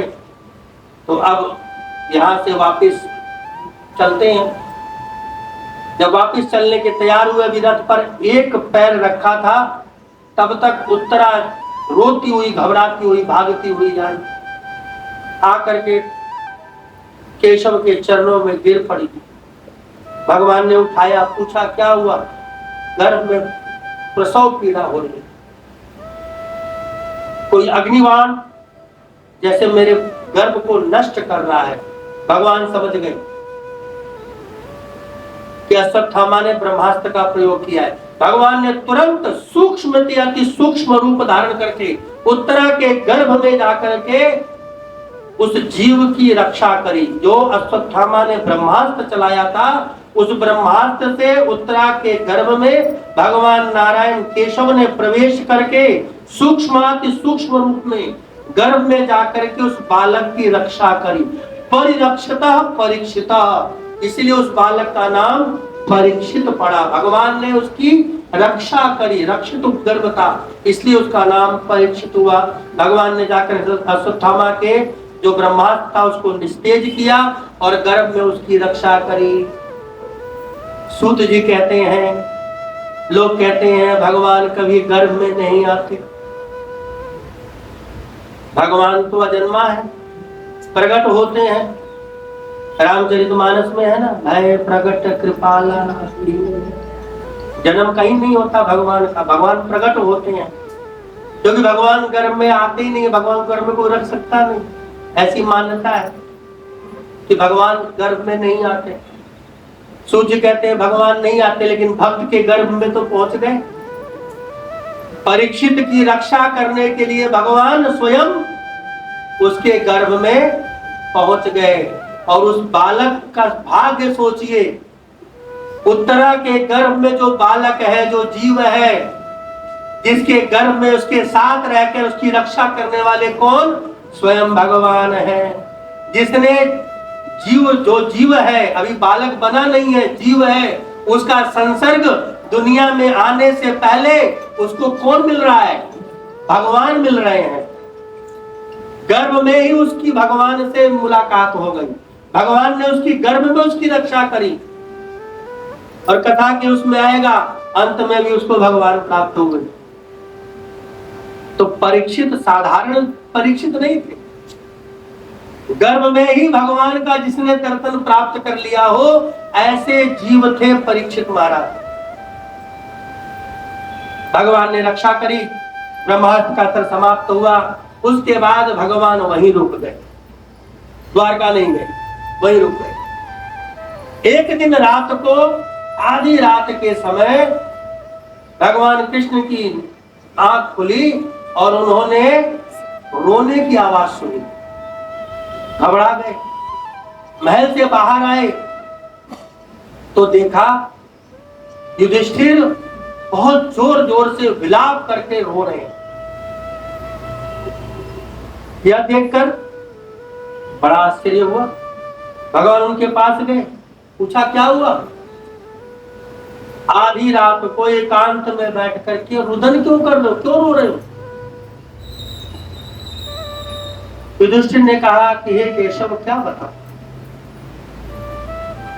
मेरे समूल वंश का विनाश इस युद्ध में हो गया। जो ये महाभारत हुई है इसमें सब मारे गए, कोई नहीं बचा। ले दे कि एक पौत्र बचा था, उसको भी अश्वत्थामा मारने को तैयार हो गया। यदि आप नहीं होते तो हमें तो पानी देने वाला भी कोई नहीं। मैं तो इसलिए दुखी व्यथित हो रहा हूं, रुदन कर रहा हूं कि ऐसा राजपाट पा करके मैं क्या करूंगा, जिसका सुख भोगने के लिए परिवार में कोई नहीं है, घर में कोई नहीं है, कोई रिश्तेदार नहीं बचा हमारा, कोई नातेदार नहीं बचा। ऐसी राज सत्ता लेकर के मैं क्या करूंगा। भगवान ने समझाया। सुबह हुई, पांचों भाइयों को इकट्ठा किया और उनको लेकर के उसी रणभूमि में पहुंचे जहां महाभारत का युद्ध हुआ। वहां गए तो भीष्म पितामह सरसैया पर लेटे हुए थे। पूरे शरीर पर बाण चुभ रहे थे, बाणों से रक्त निकल निकल करके धरती पर बूंद बूंद करके गिर रहा था। जैसे ही भगवान वहां पहुंचे पांचों भाइयों के साथ, माधव को अपने पास आया हुआ देखकर भीष्म पितामह मुस्कुराए, हंसने लगे। भगवान ने पूछा, बाबा मुस्कुरा क्यों रहे हो? पितामह ने कहा, हे माधव, मैं युद्ध भूमि का आकलन कर रहा था। मेरा अंत समय निकट आ गया और मैं यही सोच रहा था कि क्या अंत समय में आपके दर्शन होंगे। युद्ध भूमि में तो आपका दर्शन बहुत बार किया, लेकिन मरणासन्न अवस्था में भी क्या आपका दर्शन मिलेगा। कई बार मन में इच्छा होती थी कि आपको बुलाऊं, आपका दर्शन करूं, लेकिन असमर्थ था क्योंकि आप दूसरे पक्ष में थे और आपके साथ युद्ध किया था, इसलिए मन भी नहीं मान रहा था। भगवान ने कहा, आपको युद्ध समाप्त हो गया। मन की कोई इच्छा? भीष्म पितामह ने दो इच्छा जाहिर की। पहली, मैंने अपने संपूर्ण जीवन में कोई पाप कर्म नहीं किया, कभी किसी का बुरा नहीं किया, कभी किसी पराई स्त्री की तरफ नहीं देखा, ब्रह्मचर्य का पालन किया मैंने, राज सत्ता को संभाल करके रखा। और मेरी ही मृत्यु इतनी खतरनाक और दर्दनाक क्यों? संपूर्ण कुरुवंश मेरे सामने समाप्त हो गया, सब मृत्यु को प्राप्त हो गए, लेकिन मैं अभी भी सरसैया पर पड़ा हुआ हूं। मेरी ही मृत्यु इतनी भयानक क्यों? हे माधव, ऐसा कौन सा पाप कर्म मैंने किया जिसकी सजा मुझे इस रूप में मिल रही है?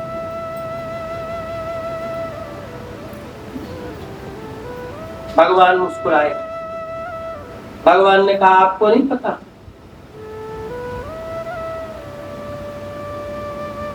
भीष्म पितामह ने कहा, अगर मुझे पता होता तो मैं आपसे प्रश्न क्यों करता? भगवान ने कहा, हे पितामह, जिस समय द्रौपदी का चीरहरण हो रहा था, क्या उस समय आप सभा में नहीं थे? जिस समय द्रौपदी का चीरहरण हो रहा था, उस समय आप कहीं गए हुए थे? सभा में आप नहीं थे? आपकी कुलवधू के साथ ऐसा जघन्य अपराध हुआ, आप सभा में नहीं बैठे हुए थे? क्या आप चाहते तो वो चीरहरण हो सकता था? जो धनुष बाण आपने युद्ध भूमि में उठाया, अगर आप उस दिन उठा लेते तो क्या चीरहरण होता? पितामह ने कहा मैं सत्ता से बंधा था। भगवान ने कहा धर्म से तो नहीं बंधे थे।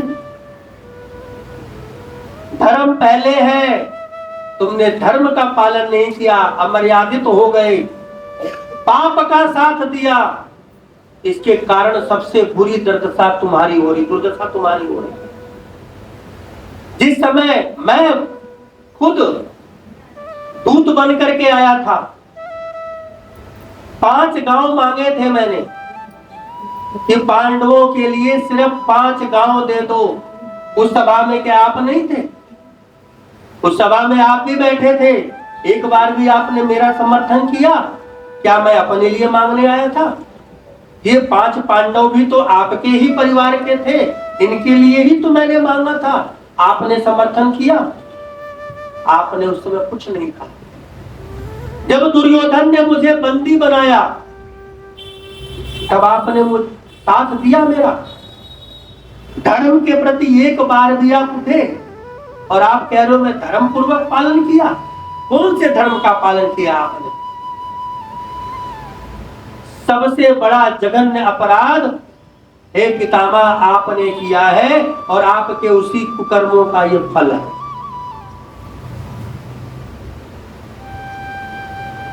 इस पितामह आंखों से अश्रु गिरने लगे, रोदन करने लगे, रोने लगे।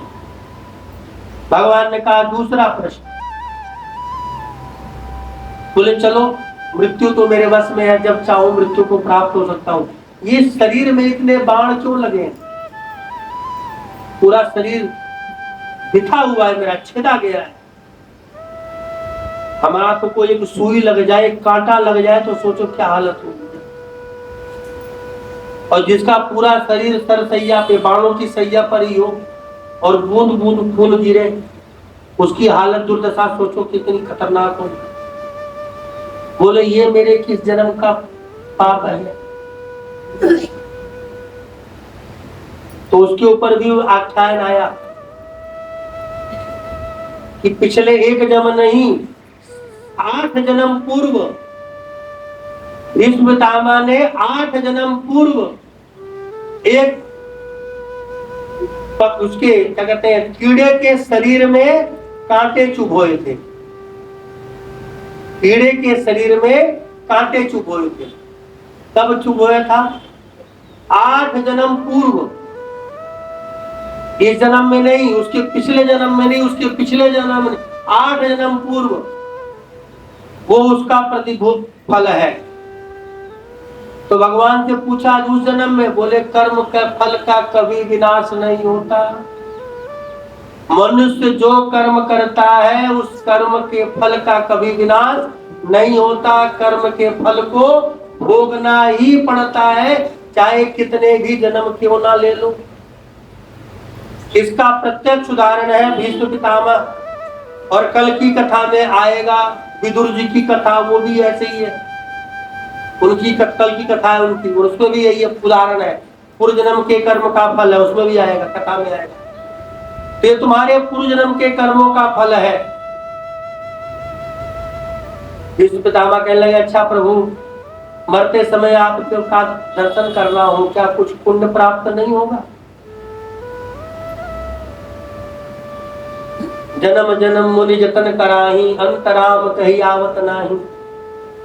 पूरे जन्म भर लोग जतन करते हैं, प्रयास करते हैं, माला जाप करते हैं, नाम जाप करते हैं, और जब अवंत समय आता है तो भगवान को भूल करके अपने परिवार संतान को याद करना शुरू कर दे। भीष्म पितामह ने कहा प्रभु अब तो मेरा अंतिम समय है, तो आपके दर्शन हुए, आपका देखा, तो क्या इसका कुछ पुण्य लाभ प्राप्त नहीं होगा? भगवान ने कहा मांगो, क्या मांगते हो? भीष्म पितामह ने हाथ जोड़कर कहा प्रभु यदि आप मुझ पर प्रसन्न हैं तो मेरी एक बेटी है, उससे आप विवाह कर दीजिए। भगवान हंसने लगे। 5 पांडव हैरान, जो बाल ब्रह्मचारी रहा उनकी बेटी कहां से हो गई? भगवान तो समझ गए, भगवान मुस्कुराने लगे। पांचों पांडव हैरान होकर के भीष्म पितामह को देखने लगे, इनकी बेटी कब हुई? भगवान मुस्कुराए। पितामह ने कहा कि हे वासुदेव, मैं चाहता हूं कि आप मेरी पुत्री से विवाह कर लें। क्या आप मेरी पुत्री का पाणी ग्रहण स्वीकार करेंगे? भगवान ने हाँ में सिर हिलाया। पांचों पांडव देख रहे हैं हो क्या रहा है। भगवान समझ गए कि पांचों पांडव हैरान हैं। भगवान ने कहा, हे पितामह, चलो अंत समय में ही सही, लेकिन तुम्हें इतना तो याद आया कि अंत समय में तुमने मुझे याद किया। अपनी पुत्री का विवाह मुझसे कर रहे हो, मैं उसको स्वीकार करता हूँ। भीष्म पितामह का कहने का भाव था, मैं अपनी पुत्री अर्थात अपनी मति कहते हैं बुद्धि को, मेरी बुद्धि से आप विवाह कर लो। मतलब अब से लेके सदा सर्वदा के लिए मेरी बुद्धि को आप ग्रहण कर लो, स्वीकार कर लो।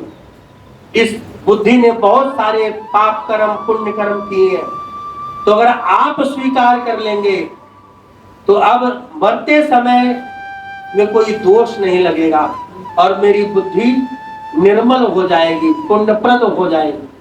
ऐसी आप कृपा करें। भगवान ने हामी भरी, सिर पे हाथ रखा और भगवान ने जैसे ही सिर पर हाथ रखा, भगवान ने तुरंत भीष्म पितामह को एक वरदान दिया। हे पितामह, बेशक अपने जीवन में शुभ और अशुभ कर्म आपने किए, लेकिन आप अखंड बाल ब्रह्मचारी रहे। आपकी कोई संतान नहीं, मरने के बाद आपको कोई तिलांजलि देने वाला नहीं है, पानी देने वाला नहीं। अंतिम समय में आपने मेरा दर्शन किया, अपनी बुद्धि मुझे समर्पित कर दी। मैं आज आपको एक वरदान देता हूं, आज के बाद कोई भी व्यक्ति जब अपने पितरों का श्राद्ध करेगा, जब तक आपको तर्पण नहीं देगा, उसको अपने पितरों को दिया हुआ तर्पण प्राप्त नहीं होगा। भगवान माधव ने, केशव ने, कृष्ण ने भीष्म पितामह को यह वरदान दिया कि तुम मृत्यु को प्राप्त हो रहे हो, तुम्हें कोई तिलांजलि देने वाला नहीं है, क्योंकि कोई संतान नहीं थी। तो आज के बाद संपूर्ण संसार तुम्हें तिलांजलि देगा। और तब से ये आज तक नियम है, ब्राह्मण जब आपके घर में तर्पण कराने आते हैं श्राद्ध पक्ष में, या किसी की जब मृत्यु होती है उस समय जब पिंडदान आदि किया जाता है, तर्पण किया जाता है, तो उस समय जब पितरों का तर्पण हो जाता है, पहले देवताओं का तर्पण होता है, फिर ऋषियों का तर्पण होता है, फिर मनुष्यों का तर्पण होता है। देवताओं को तर्पण में जल ऐसे दिया जाता है, ऋषियों को जल ऐसे दिया जाता है, और पितरों को जल अंगूठे और इसके इस भाग से ऐसे दिया जाता है। तो जब पितरों को जब जल दिया जाएगा, कुल गोत्र को जब जल दिया जाएगा, जाति बांधवों को जिस समय जल दिया जाता है, आपके कुल गोत्र में जो जन को आप जानते हैं नहीं जानते हैं, जिस समय उनको तर्पण किया जाता है, उसके बाद भीष्म पितामह का तर्पण आता है, कराया जाता है। उस समय का एक मंत्र है, वैयाघवत गोत्राय शांकृत्य प्रवराय च अपुत्राय तदाम्येत तज्जलम भीष्म वर्मणे। हे भीष्म देवता, मैं आपको ये तर्पण दे रहा हूं, और जब तक भीष्म पितामह को जल का तर्पण न दिया जाए, पितरों को दिया हुआ जल प्राप्त नहीं होता। ऐसा भगवान श्री कृष्ण ने भीष्म पितामह को वरदान दिया। भीष्म पितामह प्रसन्न हो गए, और जैसे ही उत्तरायण आया, क्योंकि भीष्म पितामह इच्छा मृत्यु का वरदान लेकर के लेटे थे। उत्तरायण कब आता है? 14 जनवरी, मकर संक्रांति से उत्तरायण प्रारंभ होता है। तो जैसे उत्तरायण आया, भीष्म पितामह ने अपने नेत्र भगवान का ध्यान करके बंद कर लिए और मृत्यु को प्राप्त हो गए। पांडवों ने उनके अग्नि संस्कार किया, और जैसा भगवान कृष्ण ने उनको वरदान दिया था उसके अनुसार उनको तर्पण पूरा संसार करने लगा। बुलवा के बिहारी लाल की भजमन नारायण नारायण नारायण श्रीमन नारायण नारायण नारायण हरि नारायण नारायण नारायण हरि नारायण नारायण नारायण केशव नारायण नारायण नारायण माधव नारायण नारायण नारायण गोविंद नारायण नारायण नारायण श्रीमन नारायण नारायण नारायण। बुलवा के बिहारी लाल की जय।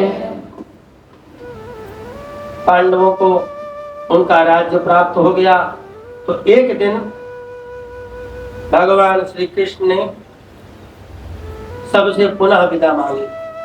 जब पहले चलने लगे तो उत्तर आ गए, अब दोबारा भगवान विदा मांगी सबसे कि अब मैं द्वारका के लिए प्रस्थान करूंगा।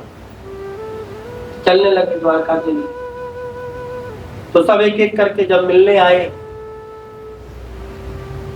तो उसी समय कुंती बुआ जो भगवान कृष्ण की बुआ लगती थी वो आई।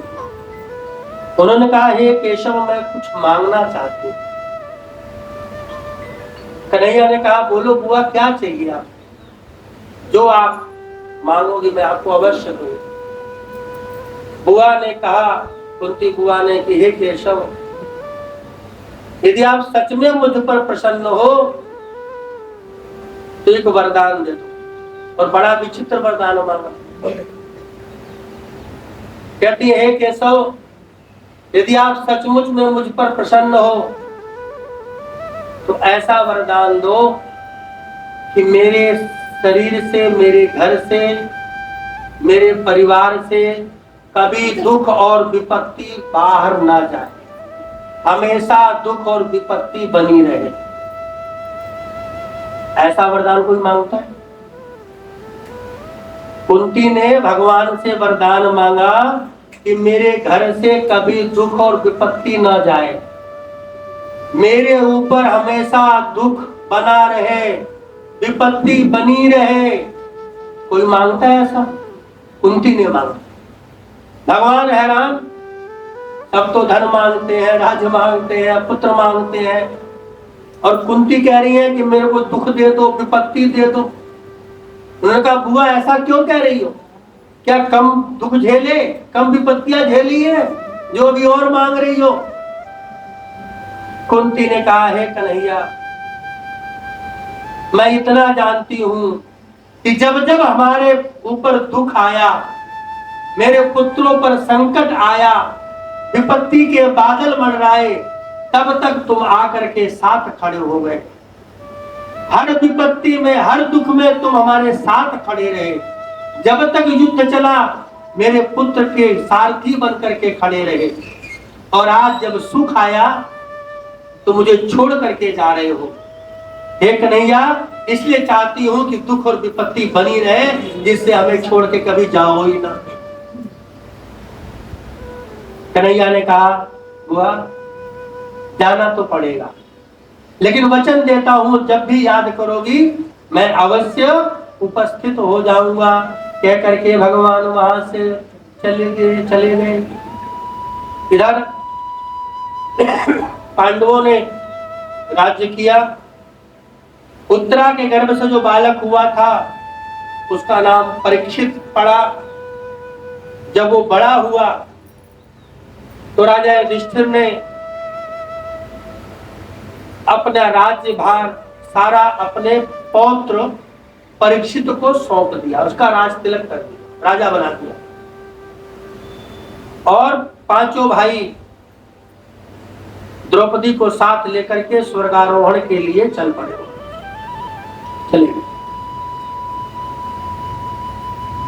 राजा जो थे वो परीक्षित बन गए। परीक्षित धर्म में थे,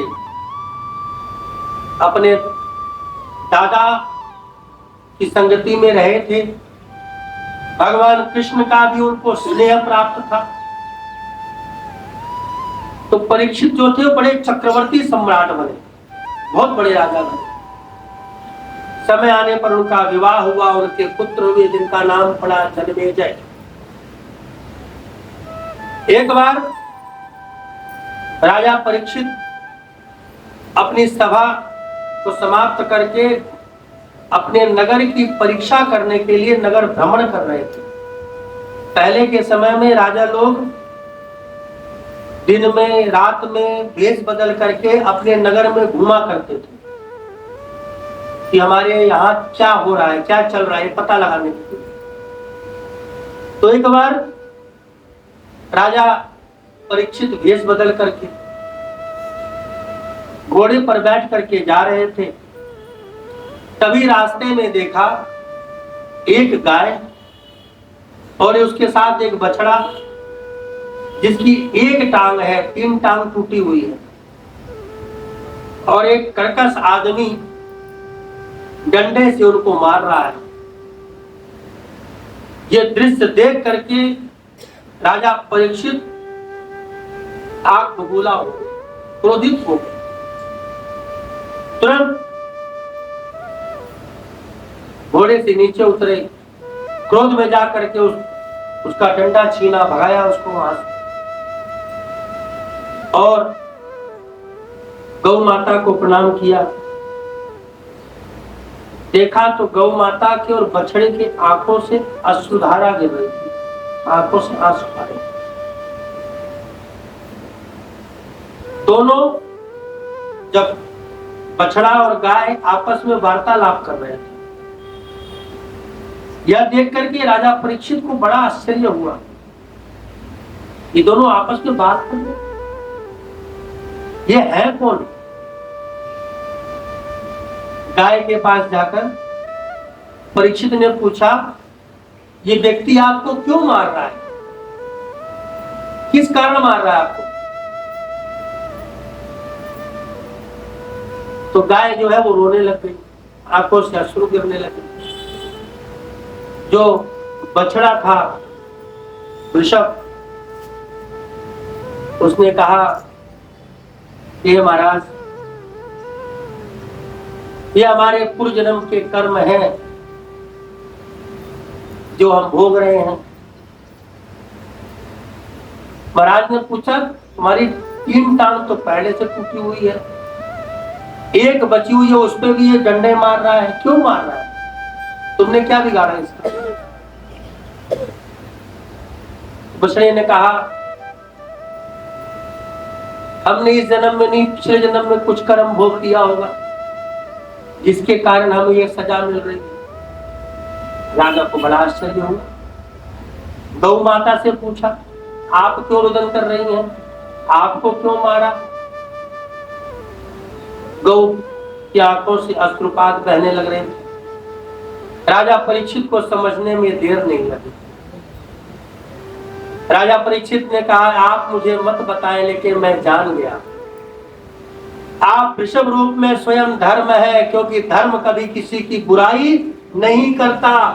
आपने जो व्यक्ति मार रहा है उसकी बुराई नहीं करी, धर्म कभी बुराई नहीं करता, इसका मतलब आप धर्म है।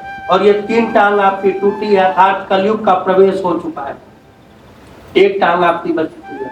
और ये जो गौ माता रुदन कर रही है, इसका मतलब ये पृथ्वी है। गौ माता ने सिर हिलाया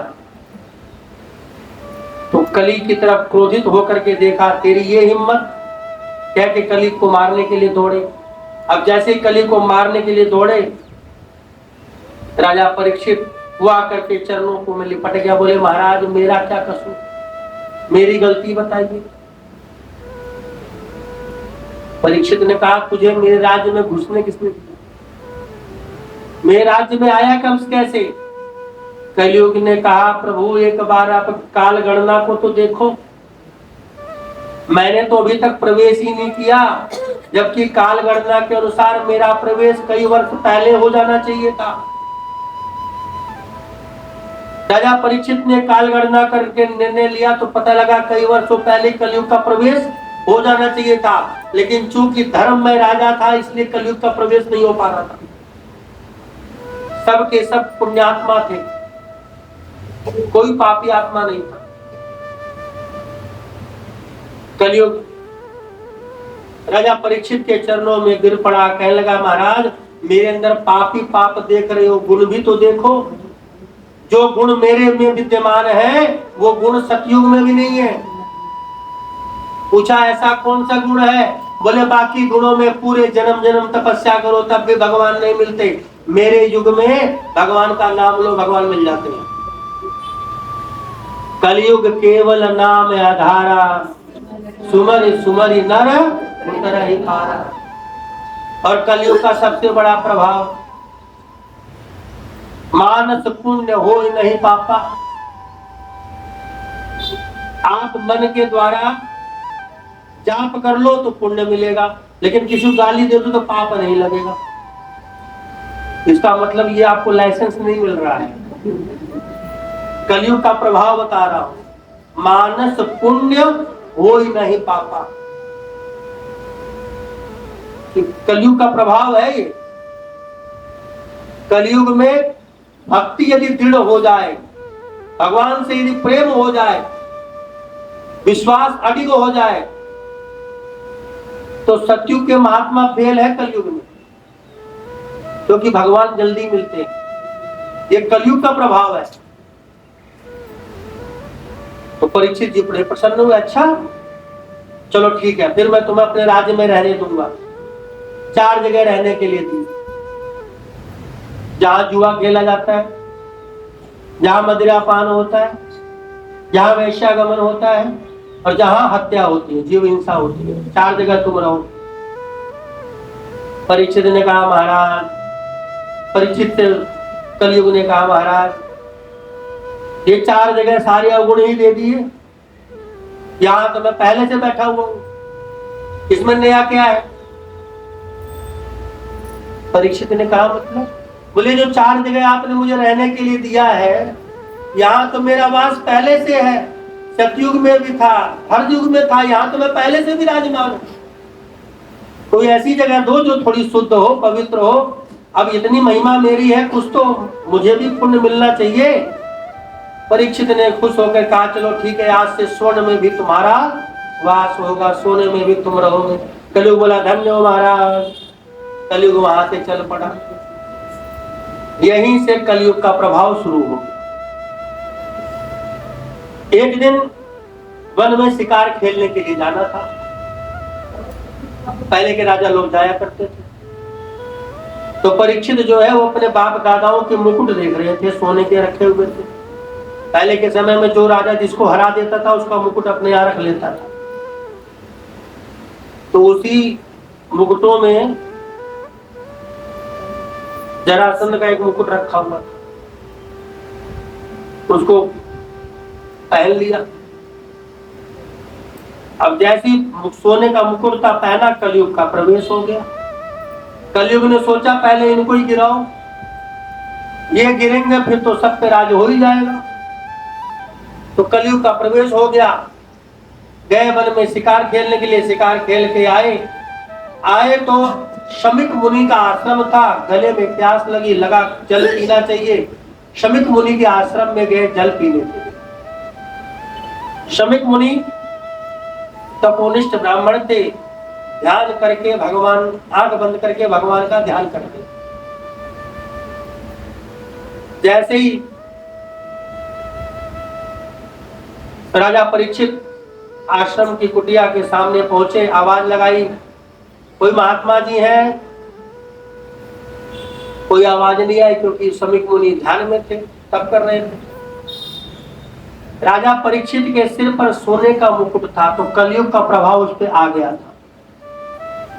राजा ने सोचा कहीं ऐसा तो नहीं कि मुझे देख करके आंख बंद कर लिया हो, अभी पता लग जाएगा। एक मरा हुआ सांप पड़ा था, उसको धनुष से उठाया और मुनि के गले में लपेट दिया। और गले में सांप लपेट दिया ये सोच करके कि अगर नाटक कर रहे होंगे तो भी उठ के खड़े हो जाएंगे। लेकिन ऐसा कुछ था ही नहीं, मुनि तो तब कर रहे थे। सांप लिपटा रहा मरा हुआ, कुछ कोई प्रक्रिया नहीं दी मुनि ने, वो तप में लीन थे। यह देख करके क्रोधित हुए और आकर के अपने घोड़े पे बैठे अपनी नगरी को वापिस आ गए। एक बालक ने यह दृश्य देखा, सांप गले में लपेटते हुए। उस बालक ने भाग करके उनके पुत्र श्रृंगी ऋषि को जाकर के सूचना दी, ये ऐसे ऐसे राजा ने तुम्हारे पिता के गले में मरा हुआ सांप लपेट दिया। श्रृंगी ऋषि ने आकर के देखा पिता गले में मरा हुआ सांप है, उठाया, उठा करके फेंका और क्रोधित होकर के श्राप दिया कि जिसने भी मेरे पिता के गले में मरा हुआ सर्प डाला है, आज से 7वें दिन तक्षक नाग के द्वारा उसकी मृत्यु निश्चित है। श्राप दे दिया। अब जब वो महल में पहुंचा, राजा जैसे मुकुट उतारा, मुकुट उतारते कलयुग उतर गया। अब जैसे कलयुग उतारा और कलयुग उतरा, दिमाग सन्न, ये आज मैंने क्या कर दिया, इतना बड़ा पाप। मेरे बाप दादा सब ऋषियों मुनि ब्राह्मणों की तपस्या करते आए, सेवा करते आए, पूजा करते आए, और मैं मरा हुआ सांप लपेट के आ गया। अभी वो पश्चाताप कर ही रहा था, इधर मुनि की समाधि टूटी। पता लगा सारी घटनाक्रम का कि श्रृंगी ऋषि ने श्राप दे दिया। तो शमिक मुनि अपने पुत्र पे क्रोधित हो गए, बेटा तूने बहुत बड़ा अनर्थ कर दिया। बोले क्या हुआ? बोले अगर मैं मर भी जाता तब भी कोई बात नहीं थी, तूने बड़ा अनर्थ कर दिया, ये श्राप नहीं देना चाहिए था। बोले उसने आपके साथ, बोले बेशक मैं मृत्यु को प्राप्त हो जाता। तुम्हें पता है आज राजा परीक्षित के तेज के नाते कलयुग का प्रवेश नहीं हो रहा, सब लोग धर्म में हैं। अगर राजा मर गया सब अधर्मी हो जाएंगे, सब पापी हो जाएंगे। तुमने बहुत बड़ा पाप किया है। बेटे ने कहा अब तो श्राप दे दिया। बोले इसकी सूचना तो ऋषि कुमारों को भेजा, भागते हुए गए। उधर राजा पश्चाताप कर रहा, मेरे से बहुत बड़ा पाप हुआ, सुबह उठते ही जाकर के माफी मांगूंगा। सुबह की कौन कहे राजा के पास ऋषि कुमार आ गए। बोले महाराज हम शमिक मुनि के आश्रम से आए हैं, उनके पुत्र श्रृंगी ऋषि ने आपको श्राप दिया है, आपको आगाह करने के लिए आए हैं कि 7 दिन बाद तक्षक नाग के द्वारा आपकी मृत्यु होगी। आप कोई उपाय कर सकते हैं तो कर लीजिए। अब इतना सुनते ही सुखदेव, परीक्षित मुनि जो थे, परीक्षित जो राजा थे, वो तटस्थ हो गए, मन अशांत हो गया, विचार में डूब गए क्या करें। सुनने के बाद जितने मंत्री सभासद सब आए, सब अपनी अपनी तरफ से अपनी अपनी सलाह देने लगे। महाराज ऐसा कर लीजिए, ऐसा यज्ञ कर लीजिए, ऐसा ये कर लीजिए, कोई तक्षक नहीं आएगा। सबने अपनी अपनी सलाह दी। महाराज ने राजपाट सब छोड़ दिया। सुबह उठे, स्नान आदि से नृत्य कर्म करके निवृत्त हुए, अपने पुत्र जनमेजय को राज्य का राजा बनाया और खुद गंगा नदी के तट पर आकर के बैठ गए। राजपाट सब त्याग दिया। 7 दिन बाद भी छोड़ना है तो आज ही क्यों नहीं, छोड़ो, आकर के बैठ गए। अब जब वहां बैठे तो जितने ऋषि मुनि थे सब आकर के एकत्रित हो गए। सब आके सलाह देते हम ये कर देंगे, हम ये कर देंगे। राजा ने कहा महाराज मुझे मृत्यु का भय नहीं है, सांप मुझे डसेगा, मैं मरूंगा, इसका मुझे डर नहीं है, इसका भय नहीं है। मुझे डर जो है वो इस बात का है कि मैंने पूरे जीवन सत्कर्म किया है, सर्प डंक से मरने के कारण मेरी अधोगति होगी, नरक जाऊंगा। मैं मुक्त होना चाहता हूं, अधोगति नहीं पाना चाहता। तो मुक्ति का उपाय है आपके पास?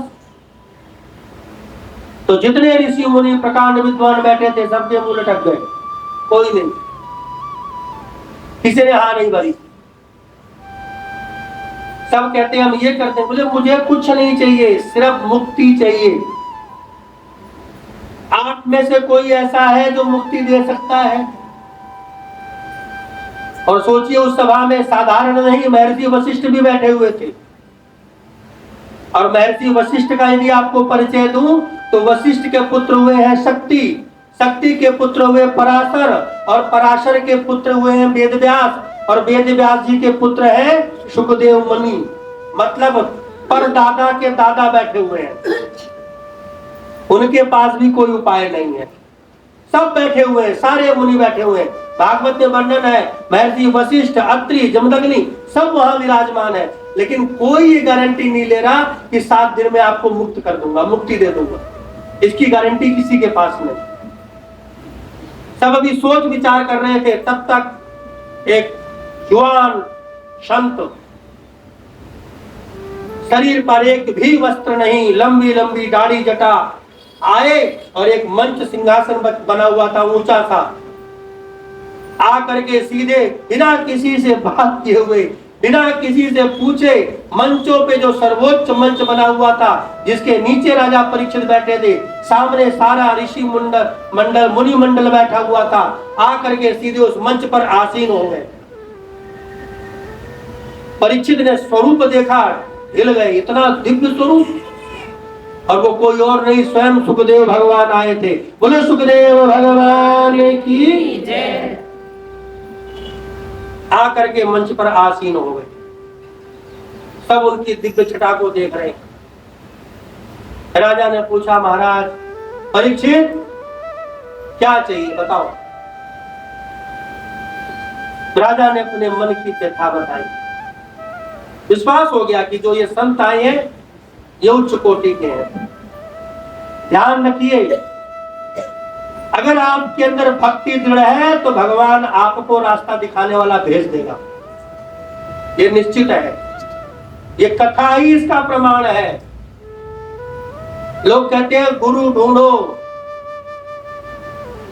अगर आपकी श्रद्धा और भक्ति दृढ़ है तो गुरु अपने आप रास्ता आपको दिखा देता है, अपने आप आपको ना गुरु से मिलवा देता है।